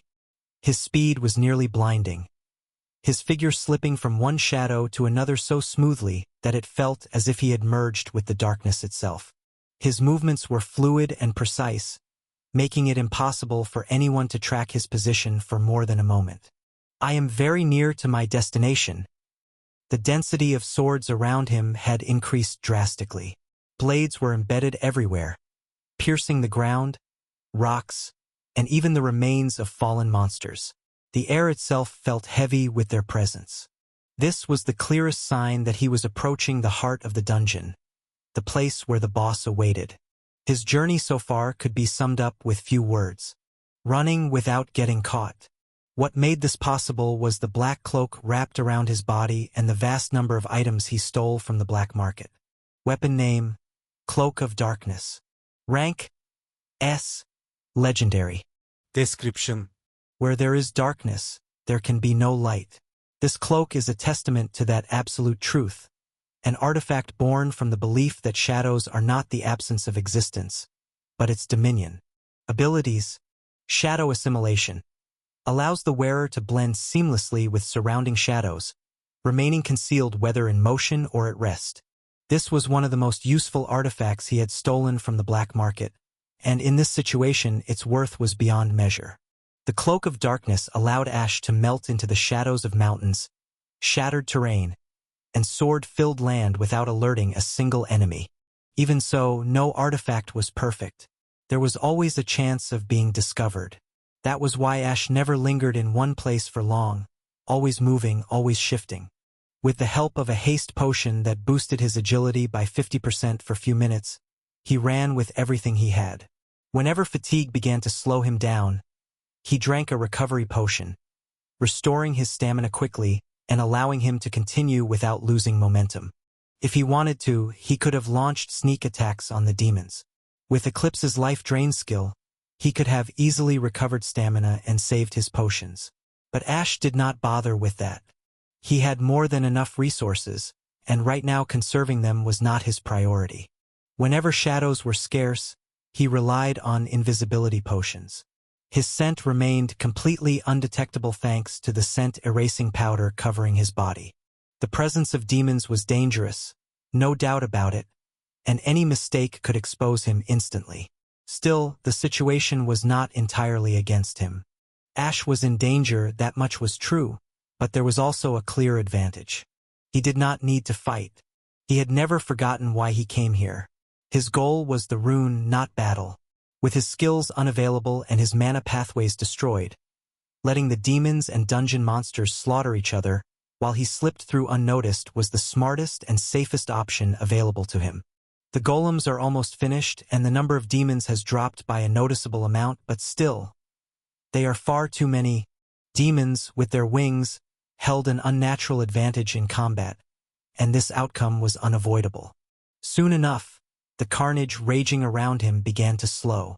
The deafening clashes faded one by one, attacks becoming fewer and farther apart, a clear sign that the golems had been completely wiped out. Along with that silence, Ash noticed a massive elevated platform in the distance. It stood isolated, surrounded by towering mountains on all sides, leaving only a single narrow path as an entrance. The platform itself was ancient. Whatever structures once stood upon it had been shattered long ago, their remains worn down and rugged by the passage of time, carrying the weight of countless forgotten battles. Above the platform lay the corpses of nearly 20 pseudo-legendary rank demons, their bodies twisted and broken. The rest of the demons were still fighting, all of them focused on a lone knight standing at the center. The knight was roughly 2 meters tall. His golden-brown blade moved like an embodiment of destruction itself, cutting through the air with terrifying precision. His black knight armor was riddled with dents and fractures, scars left behind by more than 50 demons attacking him relentlessly from a distance. Not a single demon dared to approach him directly. Yet the knight showed no hesitation. He dodged most of the attacks with sharp, practiced movements, then leaped toward the nearest demon, slaying it cleanly or narrowly missing and retreating once more. The battle felt less like a direct confrontation and more like a deadly game of hide and seek, where one mistake meant death. Of course the boss monster will be skilled. It is the boss after all. But in the long run, the demons will still win. They hold too much of an advantage. Ash's eyes were cold as he observed the scene. His heart, however, remained heavy, still burdened by grief from the deaths of the unicorn couple. He clenched his jaw and forced those emotions down. Right now, he could not allow himself to spiral into weakness. Sometimes I wish I had no emotions. They are nothing but a burden. The thought made him slow down for a bit. He was being hypocritical. When he first transmigrated, his emotions had dulled to almost nothing. He had become cold, detached, nearly emotionless, and at that time, he had longed desperately to feel again. Now that emotions had returned, he wished they would disappear. A self-deprecating smile formed on his face, laced with pain and bitterness. He was mocking himself, fully aware of his own contradictions. It is not just me, that is simply how humans are. Hypocrites to the bone. His thoughts did not stop there. Emotions are tools, nothing more. They can push one forward or drag one into the abyss, depending on who holds the reins. The problem was never emotions themselves, but my inability to control them when it mattered the most. Grief, anger, regret, longing. Each of them claims to be righteous. Each demands to be heard. And yet none of them will take responsibility when they lead you to ruin. His gaze sharpened as he looked back at the battlefield. If I let them rule me, I die. If I suppress them completely, I become hollow. Balance is the only answer, even if it cuts deeper than either extreme. Survival does not care about feelings. Power does not reward sincerity. The world only acknowledges results. So I will carry my hypocrisy, my grief, and my emotions all the same, but they will walk behind me, not ahead. I cannot let them steer my path. His gaze drifted back to the battlefield, watching demons and night collide in endless violence. The chaos around him was indifferent to grief, to fear, to hope. Only intent mattered, only the hand that wields it. Intent decides everything. Can a knife be evil? In peace it slices bread. In rage it spills blood. The blade does not choose. The hand does. The same is true for emotions. Love can build, hatred can destroy, yet both are born from the same heart. Weak people are ruled by them. Strong people use them. And those who understand this truth do not complain about their nature. They accept it, shoulder it, and move forward, regardless of how ugly it may be. I have learned this through pain, through loss, and through witnessing the consequences of letting emotion decide my fate. I have felt the sharp edge of grief, the corrosive burn of anger, and the hollow pull of regret. All of it taught me that the world will not pause for reflection, and that power demands clarity above all else. Emotions are neither allies nor enemies. They are instruments. One must learn to strike with them or to set them aside when necessary. To falter is human. To endure, to command oneself despite that faltering, is something formidable. That is the only way to survive. That is the only way to win. Ash exhaled slowly, his gaze sharpening as the chaos ahead stretched before him. Whatever the cost, he would not stop here. Let me give that lone knight some help. He did not falter in his sprint. The distance to the elevated platform was still considerable, but he retrieved something from his space ring. It was small, a perfectly white spherical orb, unassuming in appearance, yet it was one of the most devastating weapons ever crafted. When it detonates, it does not destroy physical surroundings. Instead, It destabilizes energy within a radius of over a dozen kilometers, rendering anyone caught in its reach unable to harness even the tiniest shred of their mana or energy for some time. At least it has never failed before according to the rumors. If it works as said, it should also disrupt demonic energy. Ash's mind was precise, calculating. The goal was to thin the numbers of the powerful demons as much as possible. There was no telling when he might have to face them directly. He could handle archdemons a rank, but engaging multiple enemies far beyond his capability without mana was a risk he had no intention of taking. Even if he can't die doesn't mean he can't get caught. Let's start. As soon as he closed the distance to the platform, he pressed a small button on the sphere and hurled it with unerring precision.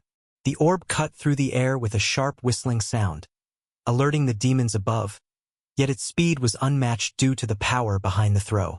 Before any of them could react, it reached the heart of their formation, and click, boom! The explosion itself caused no visible damage, at least not on the surface.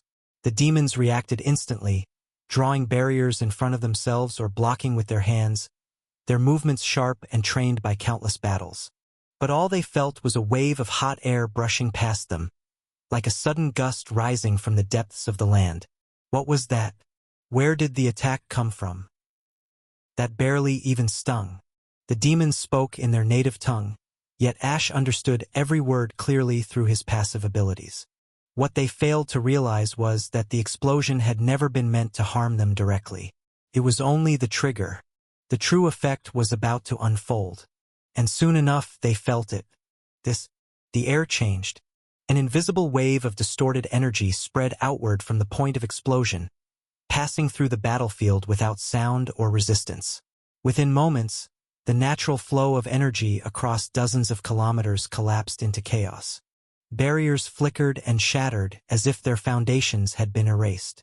Spells failed before forming completely. Attacks unraveled in midair, dissolving into nothingness.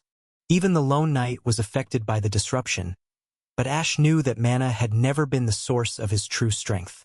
Even without it, the knight remained a deadly sword master, someone who could carve through demons as easily as slaughtering livestock. And that was exactly what happened. The moment hesitation crept into the demon's movements, the knight lunged forward. His speed was almost unnatural. In a blink, he appeared before a demon who was desperately trying to fly higher after sensing danger. It was already too late. The knight's blade passed through him cleanly, splitting his body in two without the slightest resistance. The carnage did not stop there. In the next instant, the knight shifted targets, lunging toward another demon with precise and ruthless intent. His movements were efficient, refined, and overwhelming, his physical strength matching what one would expect from a peak-ranked legendary knight. Now forced into close combat, the demons hesitated. Accustomed to dominating from the skies, they instinctively pulled back, retreating upward and trying to regain distance. In that brief span of time, 5 demons fell. The rest managed to escape his immediate range, retreating while keeping a wary distance. But Ash noticed something the knight did not. It feels like they are in a hurry, and they are moving with unnatural sync. Demons moving in coordination was nothing unusual. They were soldiers trained for war. What caught Ash's attention was something far subtler. A faint pink sheen flickering deep within their eyes. At first, he had overlooked it, but repeated encounters made the pattern impossible to ignore. And he knew exactly what that color represented. Overlord Demon Lilith. The sin of lust. Ash's expression darkened. Is she also inside this dungeon? He could not be certain, but his instincts told him there was a high chance. Looks like the spirit crystal is far more important to the demon prince than I thought. Otherwise, he would never send his trusted subordinate into a place like this. He stood under the shade of a large boulder near the elevated platform, hidden from prying eyes, yet he was careful to never let his gaze linger on anyone for too long, nor did he allow it to sharpen with intent. There was a saying, if you look into the abyss looks back at you. And that saying was not wrong, not in the slightest. As beings grow stronger, their senses expand beyond the ordinary. They become aware of disturbances that others cannot perceive. If someone looks at them, truly looks at them, they will know. That awareness draws attention, and attention is often fatal, especially for the weak. If you are weak, then there is even more reason to be careful. The gazes of the strong cannot be felt. Only the gazes of the weak reveal themselves. And right now, Ash was not overwhelmingly strong. If anyone his age heard him say that, they would curse him for all eternity. But that was the difference. The difference in perspective. To the world, strength was relative. To Ash, strength was absolute.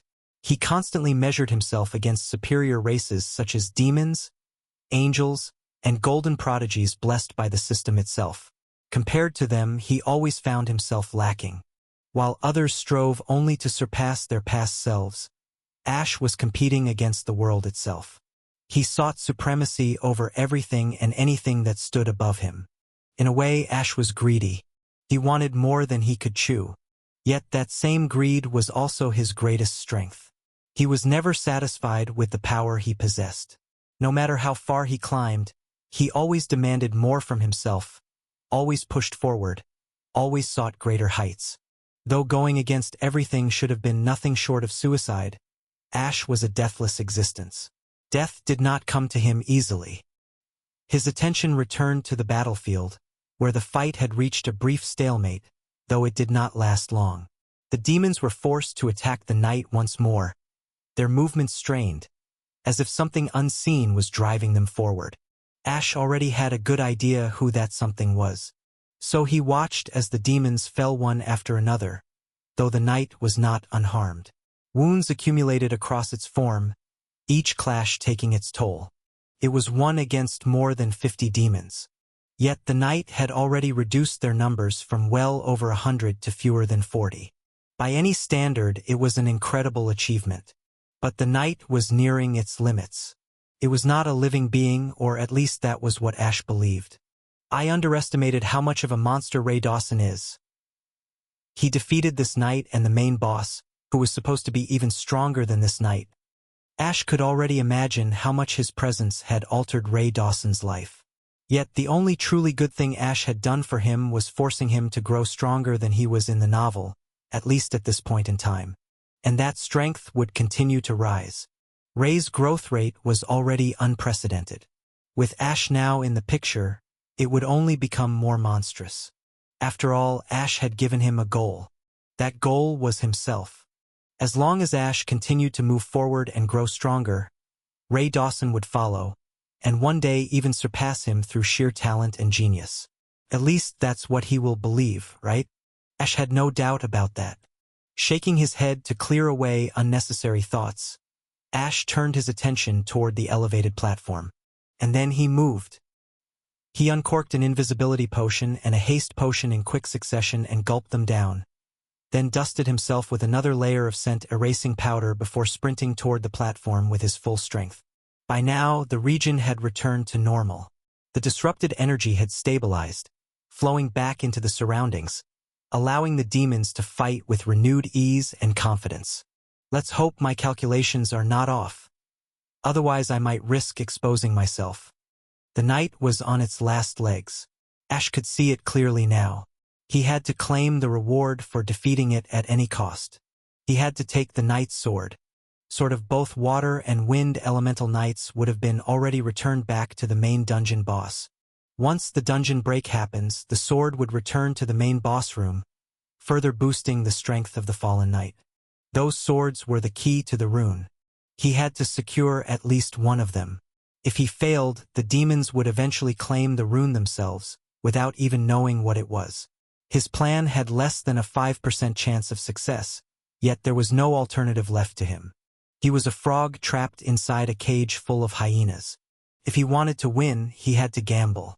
Before long, Ash stepped onto the elevated platform. Almost at the same moment, the knight staggered and fell to one knee, barely keeping itself upright with the support of its sword. Then slowly it lifted its head. Its gaze met Ash's. Ash's expression stiffened, but he did not slow down. He could not allow his emotions to surface now. He had to control them, not let them control him. He maintained eye contact with the knight, even as countless thoughts raced through his mind. Why could the knight see him? Or perhaps it was not seeing him at all. Perhaps it was sensing him. Ash had no answer, and the knight would not provide one. Its body had already begun to disintegrate, its form breaking apart into fading particles of light. The flapping of wings and heavy footsteps echoed throughout the surroundings. The demons were descending to the ground. As the knight continued to disintegrate, the space behind it twisted unnaturally, spiraling inward as a gate slowly began to form. Ash closed the remaining distance between them. Throughout it all, the knight's eyes never left him. It was as if it truly could see him, even through every concealment he had prepared. Still, Ash acted without hesitation. He had to make sure no one became suspicious of the sword's disappearance. Everything needed to look natural, as if the sword itself was dissolving alongside the knight. Moments later, the final remnants of the knight vanished completely. In that same instant, Ash grasped the sword, stored it within his space ring, and leapt straight into the spiral gate while it was still forming. He did not care about the side effects of entering an incomplete portal. With the rune of space, spatial anomalies held no threat to him. And just like that, Ash vanished into the portal. Thud! Ash landed on the black, charred ground with controlled grace, his body adjusting instantly as his feet met the surface. Behind him, the portal he had emerged from was already close to stabilizing, its edges trembling as space slowly stitched itself back together. Before him stretched a vast sea of lava, glowing endlessly, its surface rolling and bubbling like a living thing.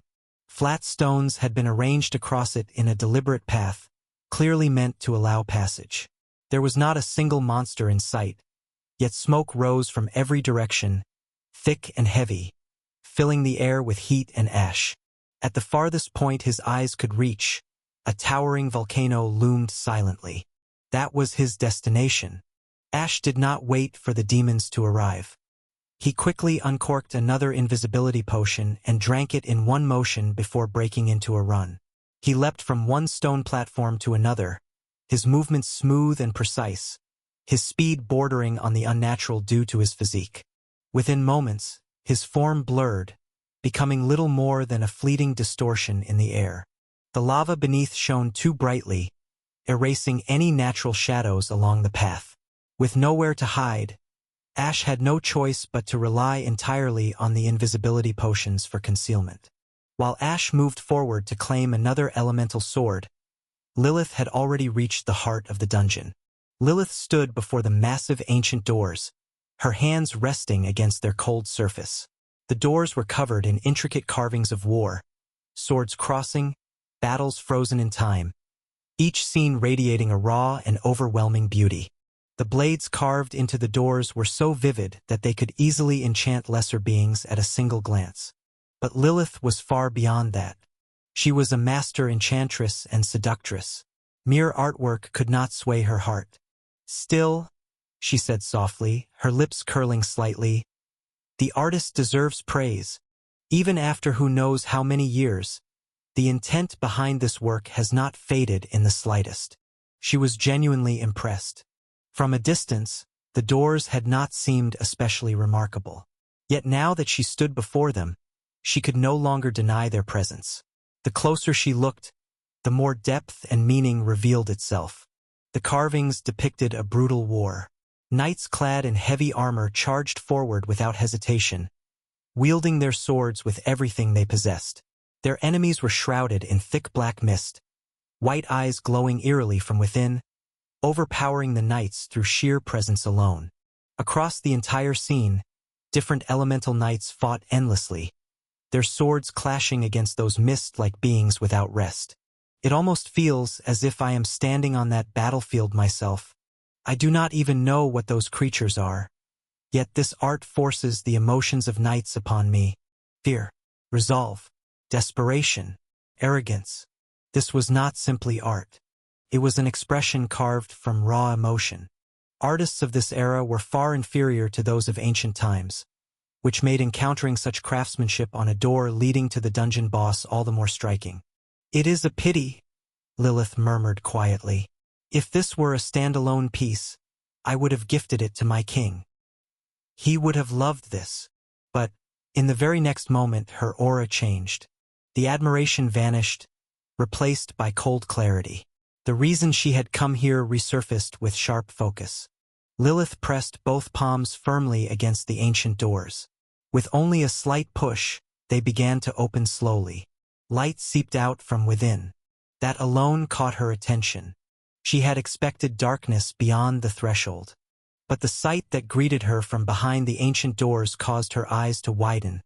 Just a little. It was a vast throne room, far larger than even the one the demon Prince Orion possessed within the stronghold of the demons. The scale alone made the space feel overwhelming. There was no roof above. Instead, the sky lay fully open, exposing the chamber to the heavens. Massive pillars of thick stone stood in perfect formation along the pathway, each one carved with brilliant and intricate sculptures that spoke of an age long forgotten. The path itself led straight toward a colossal throne positioned at the center. A throne made entirely of swords.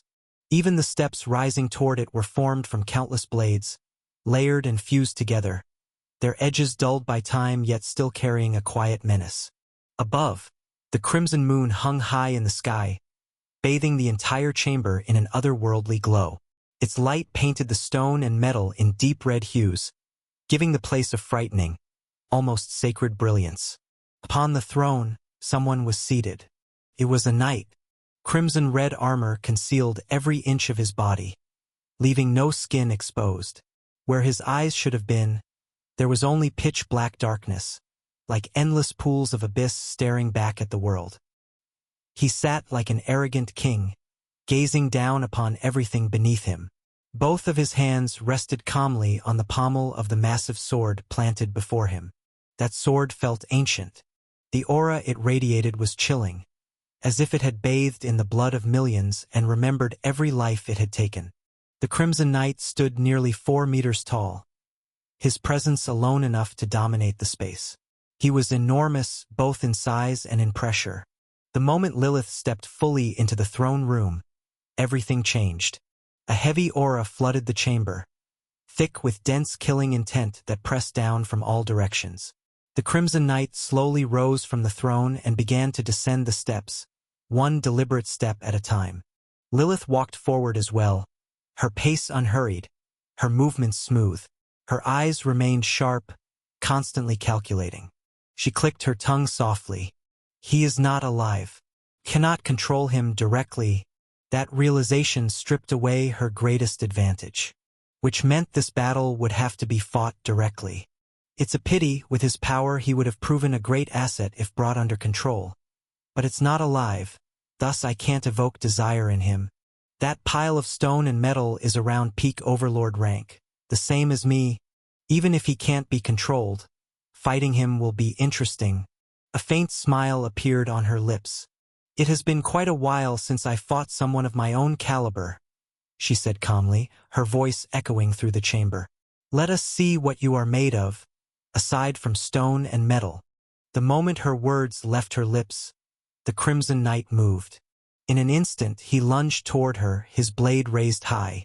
The distance between them vanished as if it had never existed. He was upon her. The sword descended with terrifying force, cleaving the air itself as the pressure behind the strike crushed the ground beneath his feet. The moment the blade came down, Lilith twisted her body aside with fluid grace, the edge grazing past her shoulder and splitting the stone floor behind her like fragile glass. The impact sent shockwaves rippling through the throne room, swords embedded in the ground trembling as if screaming in response.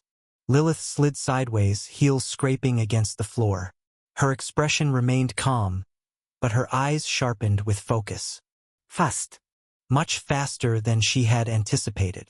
Even she barely reacted in time. The Crimson Knight did not pause. His movements flowed without hesitation, his massive body moving with a precision that did not match his size. He stepped forward and swung again, this time horizontally, the blade cutting through the space where Lilith had been a breath earlier. She vanished in a burst of pink mist and reappeared several meters away, her form reforming seamlessly. Such crude power, she murmured, though her tone carried no mockery. The knight answered her words with action. The ground beneath him cracked as a deep crimson glow spread outward from his feet. A domain unfolded. The air thickened instantly. The swords embedded across the chamber resonated together, vibrating as if responding to a silent command. A heavy pressure descended, pressing down on everything within the space, as though the weight of countless battles had been layered upon the room. The Crimson Knight drove his sword into the ground. In that instant, his domain fully manifested. The throne room vanished. Lilith found herself standing in a vast battlefield of endless swords, all buried point first into blackened soil. Rivers of blood flowed between them, steaming under a crimson sky. Every blade pulsed faintly, resonating with killing intent accumulated over countless wars. This was not illusion. This was blood sovereignty. Every sword within the domain answered the knight's will. Every drop of blood spilled strengthened him. Every hostile intent was sharpened and reflected back upon its source. Lilith felt it immediately. Her body became heavier. The domain acknowledged the knight as its ruler and treated her as an invader. So this is your world. Her smile widened. She was finding it even more interesting now. The knight moved. The ground erupted as swords launched themselves upward, forming a storm of steel aimed at her from all directions. At the same time, the knight appeared before her, his blade descending with absolute certainty. Lilith raised her hand, and her domain bloomed. The battlefield twisted. The blood-soaked ground turned viscous, moving like liquid desire under her command. The swords hesitated, their trajectories bending unnaturally as the air filled with intoxicating pressure. This was Throne of Desire. Within her domain, intent itself was influenced. Aggression wavered. Certainty cracked. Even killing intent could be distorted, slowed, and led astray. The knight's sword struck her domain and slid aside, not because it lacked strength, but because its purpose was momentarily pulled astray. Lilith retreated, her heels barely touching the ground as she repositioned. Within her domain, distance favored her. Influence favored her. Control favored her. But the knight laughed, not with sound but with action. He cut the blood flowing beneath his feet. The moment his blade split the river, the blood surged upward and wrapped around him like armor. His presence multiplied, his killing intent condensing into something suffocating. Blood sovereignty responded. Every sword embedded in the battlefield began to rotate, forming massive rings of steel that spun faster and faster. The air screamed as the rings collapsed inward toward Lilith, turning the entire domain into a grinding execution field. Her eyes narrowed. So you devour your own domain to overpower mine. Lilith spread her arms. Her domain deepened even more. Hers was not like the knight, fully manifested. She was using it cunningly. Her specialty was never direct confrontation. The battlefield dimmed as emotions seeped into them. Longing, obsession, hunger for connection. The spinning swords slowed, their alignment destabilizing as conflicting desires interfered with their intent.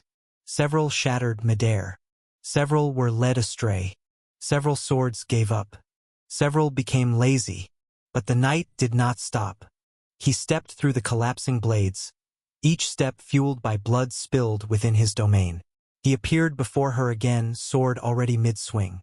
This time, Lilith failed to fully evade. The blade tore through her shoulder, blood spraying across the battlefield. The knight grew stronger. Lilith hissed softly, retreating rapidly as her wound sealed itself due to the fast regeneration of her racial trait. Looks like I need to become serious. Her lips curved faintly even in pain. 2 thrones. 1 battlefield. The 2 domains roared louder, reality trembling as the clash escalated beyond restraint. And neither ruler intended to yield.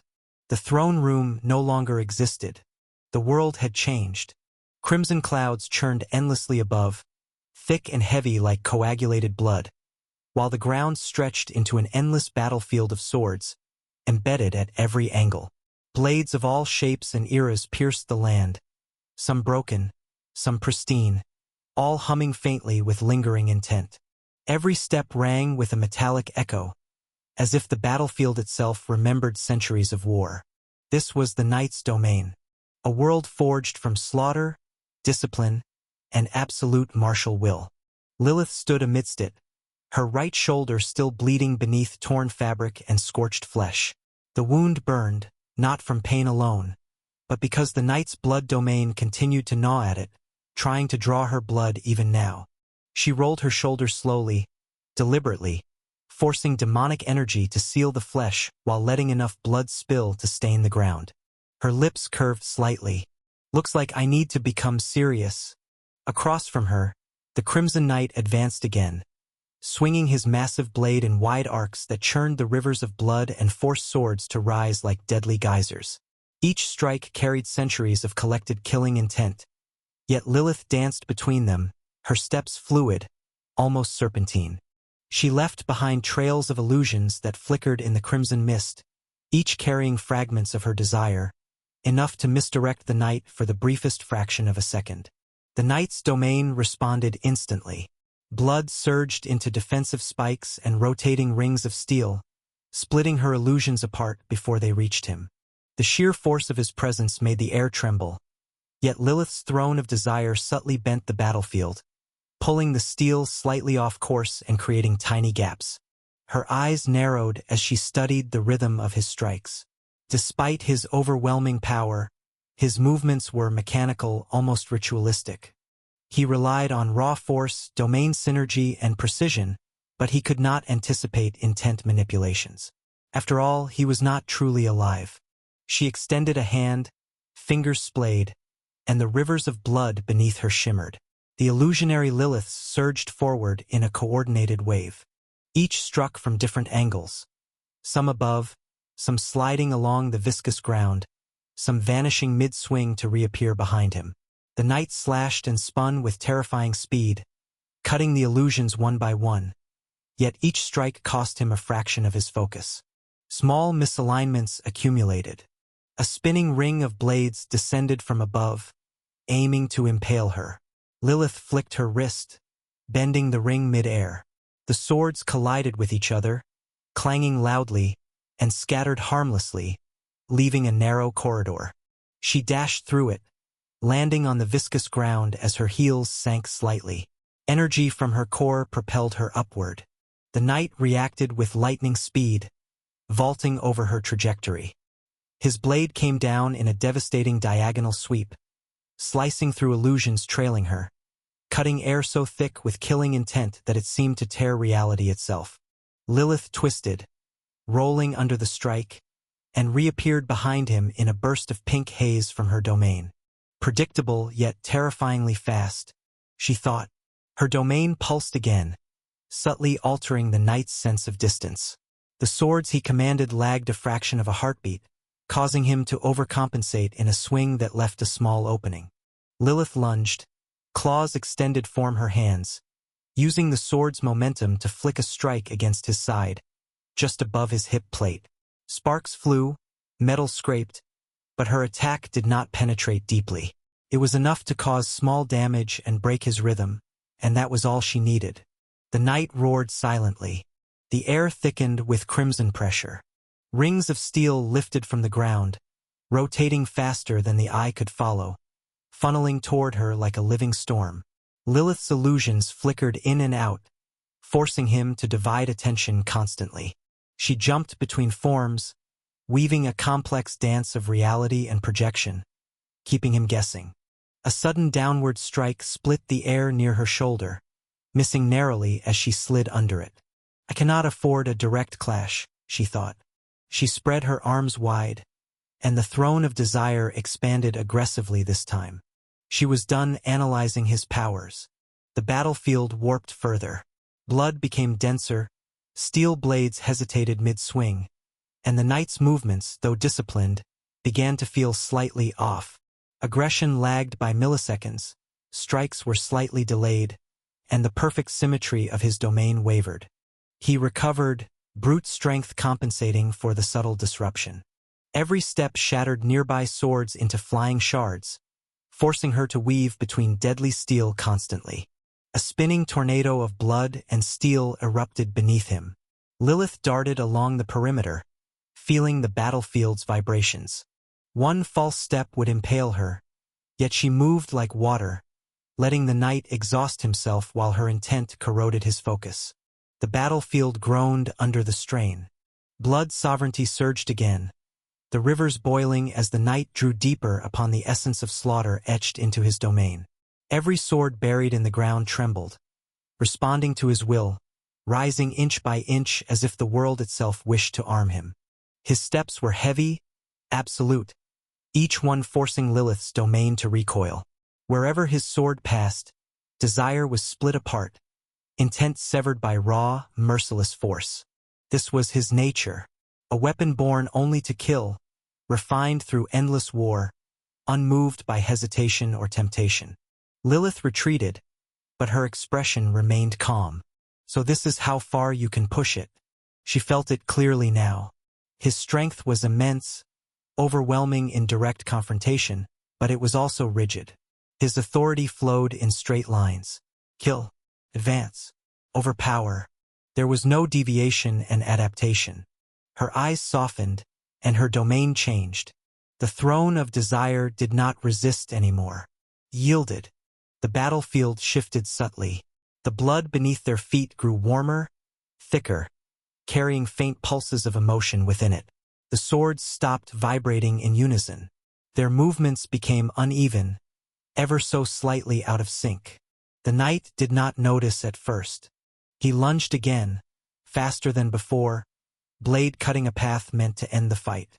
Lilith stepped aside, letting the sword graze past her cheeks. Blood seeped out from it. Seizing the moment, she placed her palm against the knight's chest. The moment her hand touched his armor, her domain surged inward rather than outward. Desire did not try to control him. It wrapped around the concept that sustained him. Blood. The rivers feeding his strength hesitated. For the first time, the knight slowed. Lilith smiled faintly. Blood remembers. Her domain seeped into the blood saturating the battlefield, not commanding it, but whispering to it. Every drop carried echoes of fear, rage, despair, longing from the countless beings it once belonged to. Those emotions resurfaced, and then her domain started to lead them astray, to awaken the desires in their blood, to seize control. Blood sovereignty trembled. The knight roared and drove his sword into the ground, trying to reassert dominance. Swords launched upward again, but this time their formation collapsed halfway, crashing into one another instead of converging on Lilith.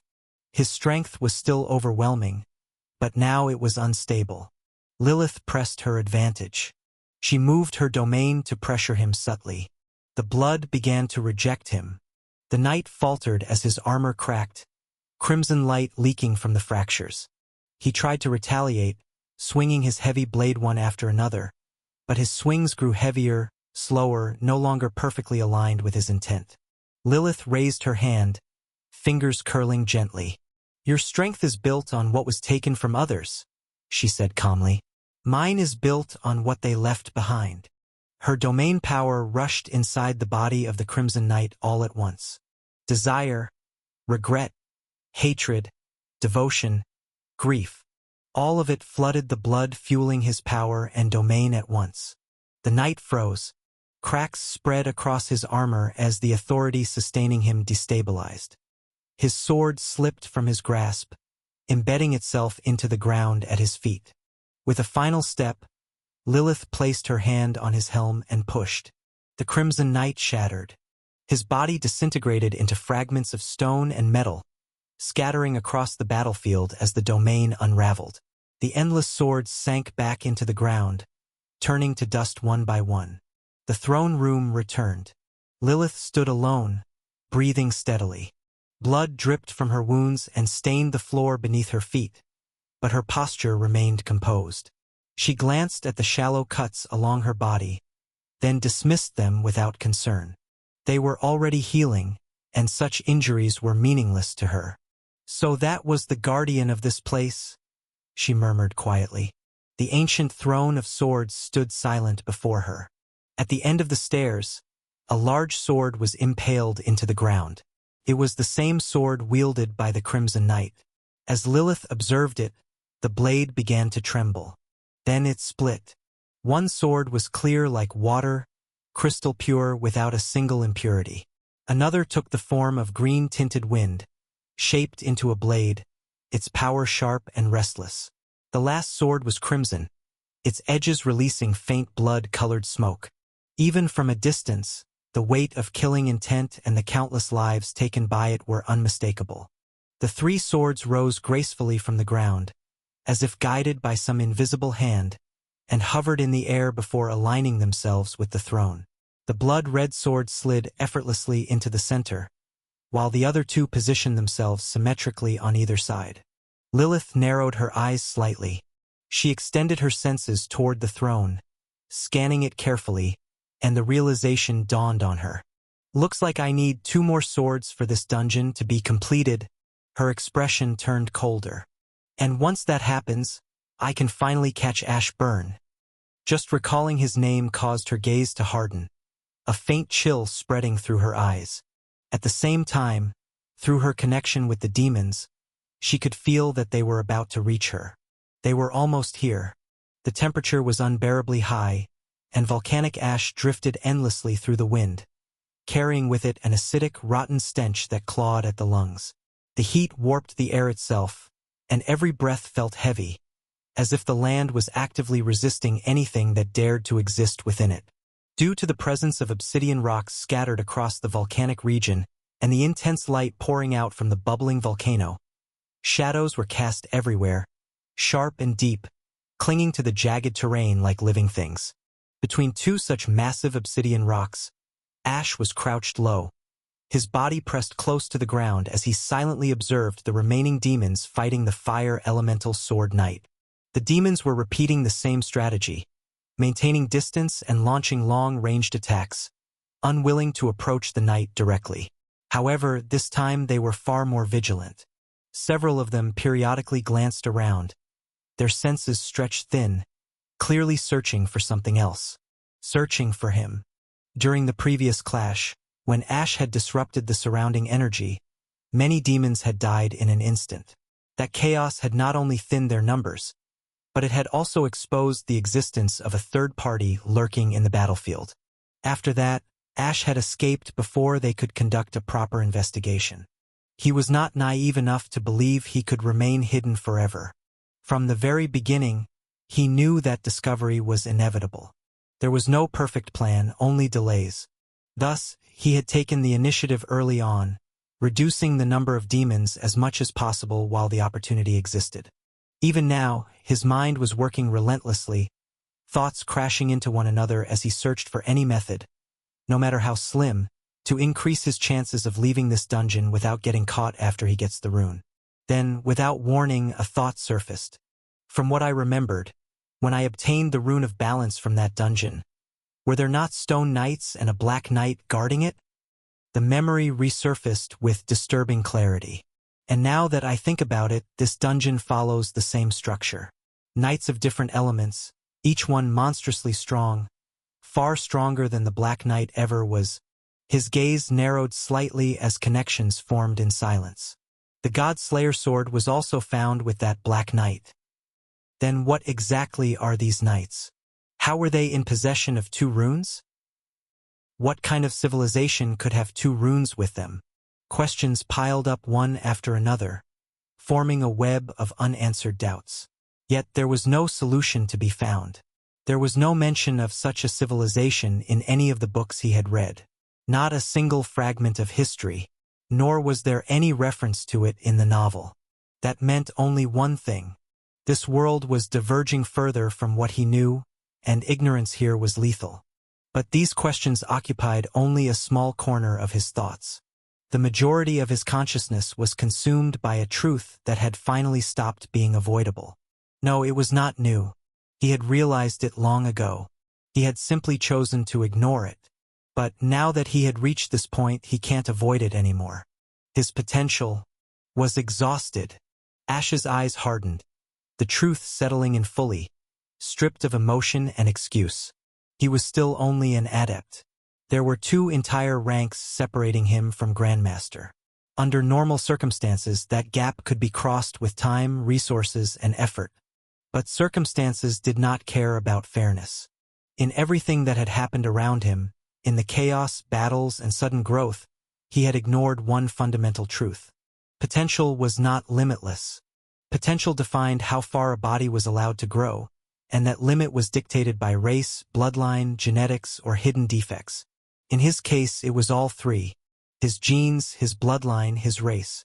He possessed 2 cores. That alone allowed him to be twice as powerful as others of the same rank.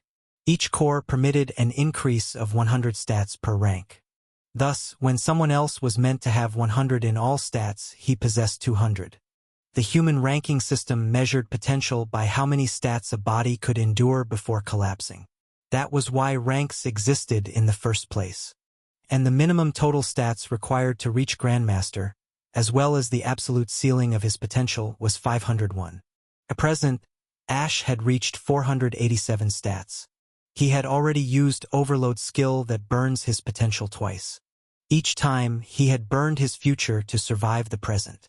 And now, the price had come due. He had reached an immovable wall. No matter how sharp his mind was, no matter how perfect his calculations became, growth beyond this point would not come naturally. Now, no matter what Ash did, whether he trained day and night or consumed forbidden elixirs that others would fear to even touch, he could no longer increase his stats unless he either found a way to raise his potential itself or unlocked his dormant bloodlines. There was no shortcut left. If he tried to force an increase through forbidden methods, his body would simply reach its absolute limit. Even though he possessed endless regeneration and had means to cheat death, the outcome would remain the same. His flesh would collapse again and again, repaired only to be torn apart once more. He would be trapped in a meaningless cycle of destruction and resurrection. Ash stared at the battle unfolding in the open area before the volcano, his gaze empty and distant, as if the clash between demons and the fire elemental sword knight no longer existed in his world. His mind had sunk deep into calculation. What should he do now? What path remained open to him? How could he continue growing stronger from this point onward? Panic did not surface. Regret did not either. Those emotions were inefficient, and Ash had long learned that emotions which did not lead to action were nothing but noise. If brute force growth was sealed, then the solution had to lie elsewhere. If the body refused to advance, then the system governing the body had to be altered. He recalled his trait. Before it evolved, before it became what it was now, he still remembered its description with perfect clarity. At the time, he had thought of it as merely powerful. Now, faced with an absolute wall, he understood something colder. Traits were not gifts. They were tools. And tools were meant to be used, not admired. If his potential had become a cage, then the key would not come from effort or hope. It would come from exploiting loopholes, rewriting rules, and paying prices others would never dare to consider. Ash's lifeless eyes slowly regained focus as a faint clarity settled within them. Trait name, Oracle of Path. Rank, Growth. Description. It is a growth-type trait that allows the user to walk their own unique path. Path analysis continuously analyzes the user's potential, talent, action, and decision, evaluating how they shape the user's journey and growth. After careful analysis, the trait evolves into a new trait that is perfectly suited to the user's abilities. Protective override. If the something poses a danger to the user, such as unstable mana flow or harmful traits, the Oracle overrides the process, shielding the user from harm while guiding them toward a safer, more beneficial path. And after the evolution, it became Codex of Creation. Trait name, Codex of Creation. Rank, Growth, Adept. Description. It is a growth-type trait that grows with user and allows the user to walk their own unique path. Protective override. If something poses a danger to the user, such as an unstable mana flow or harmful energies, the Codex intervenes, overriding the process to shield the user from harm and guiding them toward a more advantageous path. Works only when the user is undergoing evolution or awakening. Initiate of Runes. It allows the user to create skills using runes. At novice rank, the user is granted one skill creation chance, with the number of chances increasing by 1 at each subsequent rank, 2 at apprentice rank, 3 at adept rank, and so on. Skills can be created with only runes. Weapon resonance. The user gains the ability to resonate one weapon of his choice with the runes, causing it to transform and gain passive abilities based on the rune's nature. Resonating chance, 1er janvier. Rune combination allows the user to combine 2 or more runes to form a skill. Locked. Skill creation chance. 1. Every time he ranked up, the new abilities unlocked by his trait were always exactly what he needed at that point in time. It was as if the trait understood his situation better than he did himself, as if it could sense his desires, his bottlenecks, and the direction his thoughts were leaning toward. Because of that, he had hoped it would show him the way again. But alas, I can't rank up. My stats are all at 487. I need at least another 14 stats. For others, ranking up was far easier. Even if all of their stats did not reach the required amount, humans focused on the path they chose to walk. Assassins poured everything into agility and stamina, while still maintaining a decent amount of strength. Mages focused almost entirely on intelligence before slowly reinforcing their weaker attributes. As long as one core stat reached the threshold, and they possessed the proper magic circle or reached a certain stage on their chosen path, ranking up was possible. Ash was different. He was walking a unique path, that of a magic swordsman where both mana and body developed simultaneously. There was no shortcut for him, no stat he could ignore. To rank up, he had to fulfill both conditions. He already possessed runes, using them in place of a magic circle. In fact, he had more than enough runes to jump 2 or even 3 ranks in one go. That part had never been the problem. The real problem lay in his body. His stats had not reached the next stage, and because of his primordial core, his ranking requirement had been increased as well. What was normally a threshold of 100 had become 200 for him. Sigh! I can't seem to find any path in front of me. That thought surfaced naturally, but even as it did, he knew it was a lie. He could see more than one path laid out before him. Clear, distinct, and dangerous. The reason he hesitated was not ignorance, but the price each path demanded. Every option required sacrifice, risk, or irreversible change, and Ash was not someone who stepped forward without calculating the outcome. Before he could dwell further on his thoughts and the roads before him, a loud rumble echoed through the dungeon, and the ground began to shake violently. The knight who was fighting the demons started to disintegrate, even though it had not been defeated. The demons froze in confusion as a portal formed behind the knight, just like before. Ash's expression turned frost cold. Looks like someone defeated the main boss. There was no other explanation. The appearance of the portal made it clear that the dungeon had been cleared. Lilith? She cleared it. He stood up slowly, watching as the demons took the sword of the knight and entered the portal one by one. They would all be forced to enter eventually, since the dungeon would soon vanish. Those who remained would be ejected outside against their will. Because of how sudden everything was, Ash had no chance to react or steal the sword of the knight. A trace of disappointment passed through his mind, but he did not linger on it. Lingering was pointless. Nothing will go smoothly forever in this world. That truth had been engraved into him long ago. The world did not reward effort, nor did it guarantee fairness. It only responded to results. With a quiet sigh, Ash moved toward the portal. The path ahead was dangerous, but danger had never stopped him before. If the world refused to let him advance, then he would carve a path that did not exist yet. Ash entered the portal along with the demons after taking another invisibility potion, carefully keeping a safe distance between himself and them. At higher ranks, one's senses were enhanced to an extreme degree, allowing them to perceive even the smallest disturbances in their surroundings.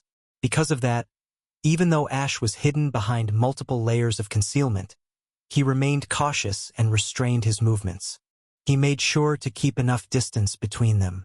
Soon, he crossed the portal and appeared on the other side without feeling any dizziness or spatial turbulence. The scene in front of him changed instantly. A crimson moon hung in the night sky, bathing everything in a cold and ominous glow, while a single pathway stretched forward, leading toward huge ancient gates in the distance. The path itself was surrounded by swords and towering mountains from all sides. The gate was already open, yet no demon dared to enter it. They either hovered in the sky or rested atop the surrounding mountains, maintaining distance. Their numbers, once in the thousands, had been reduced drastically. Of course, they were still numerous enough that it hardly made a difference in terms of threat. Only a few high-ranking demons were moving toward the ancient doors. They were the same pseudo-rank demons who had taken the fire elemental sword. Their numbers were pitifully low. Out of the 100 that had entered, only 12 remained. It clearly showed the frightening power of the knights. Although Ash felt a trace of curiosity toward origins and history of knights, but this was not a situation where he could afford to dwell on such thoughts. Ash silently moved toward a lone boulder near one of the mountains. It was not an ideal hiding spot, but it would have to do. After all, his motive was never to hide. His thoughts wandered as he revised his plan. The plan was simple: to get caught. At first glance, it looked like nothing more than plain suicide. But Ash did not measure actions by appearances. He measured them by outcomes. It was a gamble. If it succeeded, he would have the last laugh. If it failed, he would get caught. There was no room for illusion or self-deception in his thinking. His plan was based on his skill transcendent step. He had no mana pathways, yet the anchor function of the skill did not rely on them. His mana and will moved on its own and marked the target. He had already tested this thoroughly in the previous volcanic region. Although he had managed to mark the earth elemental sword of the knight as his anchor, the process had drained every bit of mana from his body. The reason was simple. When the skill activated, mana in his core searched for a pathway, and finding none, it wasted itself violently, consuming more and more until his reserves were emptied. Even so, the anchor had been successfully formed. With high loss of mana, of course. But, at the end of the day, the result mattered more than the cost. As long as he got caught, he could use that anchor to take the rune away. Of course, many details were missing. He will act on them while facing the immediate situation at that time. Right now, his mana cores had already recovered to full, and he was preparing to create another anchor for the reckless escape plan forming in his mind. He could maintain 3 anchors at a time. One was already with Alicia, another which he created on the Earth Elemental Sword. Last one was still empty. Less than 5% chance, but if nothing out of norm happens, the chances will increase to 10%. He did not lie to himself by saying 100%. Against someone far more powerful than him, certainty was arrogance, and arrogance was death. Soon he reached the shade of the boulder. Hidden within the shadows, Ash began forming his second anchor, his expression calm and detached, as if failure and success were merely 2 sides of the same coin. While Ash was preparing for the inevitable, the atmosphere in the throne room thickened with tension. The demons were quaking in fear. So, you are saying that you found no human even though someone interfered in your battle? Is this a joke? And you call yourselves the Demon Army? Lilith's voice dripped with contempt, sharp enough to cut through the silence. And not only that, you lost one of the swords to a human? And he took it without any of you even realizing? Why don't you all just change your race from demon to fool? Her words were heavy with derision, each syllable designed to strip away any dignity the kneeling demons might have had. The pseudo-demons dared not reply. They only trembled, heads bowed, fully aware of the gulf between her and themselves. But even then, in their hearts there was nothing but utmost respect and devotion towards her. Clearly the effect of her ability to evoke desires and manipulate them. If that human stayed back in those previous regions, there is a high chance he would have been ejected back outside. But if that had happened, the demons and humans I left outside would have alerted me. Lilith's connection to her subordinates was not absolute. While she could control anyone driven by desires and give them orders mentally, same can't be said about the one who was being controlled. They can't tell anything to her mentally. Even so, she can still feel their emotions. Most of the time, she did not activate this ability as it was bothersome, but she was already using this ability all this while when she entered the dungeon. And those outside had no emotional changes in their hearts. They were still calm without any ripple. Everything outside is calm. No one has appeared, and nothing unusual has occurred. After taking the look at the situation, she finally spoke. Her voice, steady and commanding, echoed inside the minds of every demon in the dungeon. The human is somewhere in this place. Overthrow everything, find him and bring him back alive. Take everything he possesses, whether it be a space ring or a sword. The effect was immediate. Every demon moved with mechanical precision. Even the pseudo-demons vanished in a blur, scattering to execute her orders. The sound of chaos erupted instantly. Ground overturned, mountains shattered, and the echoes of destruction reverberated through the dungeon, forcing anyone who was hidden to be caught in fire and reveal themselves. Not long after, the pseudo-demons returned, carrying a bloodied human in their grasp. Lilith's eyes gleamed with triumph, yet a strange unease coiled within her chest. What is this feeling I am sensing? It is as if I am facing that repulsive bastard. It was her first time encountering Ash directly. The sight of him, his white hair framing a perfectly sculpted face that looked unnaturally flawless, stirred two conflicting emotions within her: unease and repulsiveness. The source of the discomfort was unclear, but undeniable. Soon, the demons reached her, forcing Ash to his knees. His hands were gripped firmly, bound by their strength, leaving him immobile. Lilith's fingers drummed lightly against the armrest of the throne, her frown deepening. Ash looked at the figure seated on the massive throne in front of him, his eyes sharp and unyielding, radiating a coldness that seemed to fill the entire throne room. Although she possessed a beauty capable of toppling empires and bending kingdoms with a glance, Ash felt nothing. Not a flicker of lust, not a hint of admiration. To him, her allure was a mask, a delicate veil hiding the true horror beneath. He knew that her real face was monstrous, a grotesque reflection of her vanity and deception. Even if that were not the case, his heart was occupied entirely by one person. There was no space left for anyone else. He did not fear her powers. His mind and soul were fortified, immune to any mental manipulation she could attempt. "So you are Ash Byrne, huh?" Her voice was calm but echoed throughout the throne room. Orion had not told her about Ash's powers or the nature of his injuries. Such knowledge would have been too shocking or perhaps shameful. Whatever the reason, she had no idea what Ash could truly do. His mana pathways were gone, so he could not use much of his power, which explained why she found nothing suspicious about his capture, except for the strange unease and repulsiveness she felt without knowing why. Ash did not respond. He simply continued to stare at her. Her pride pricked at his silence. She waved her hand, and Ash floated upward toward her. He stopped just in front of her, but his body remained completely out of his control. He could not move a single inch except his mouth. "What did you do for my king to become this angry?"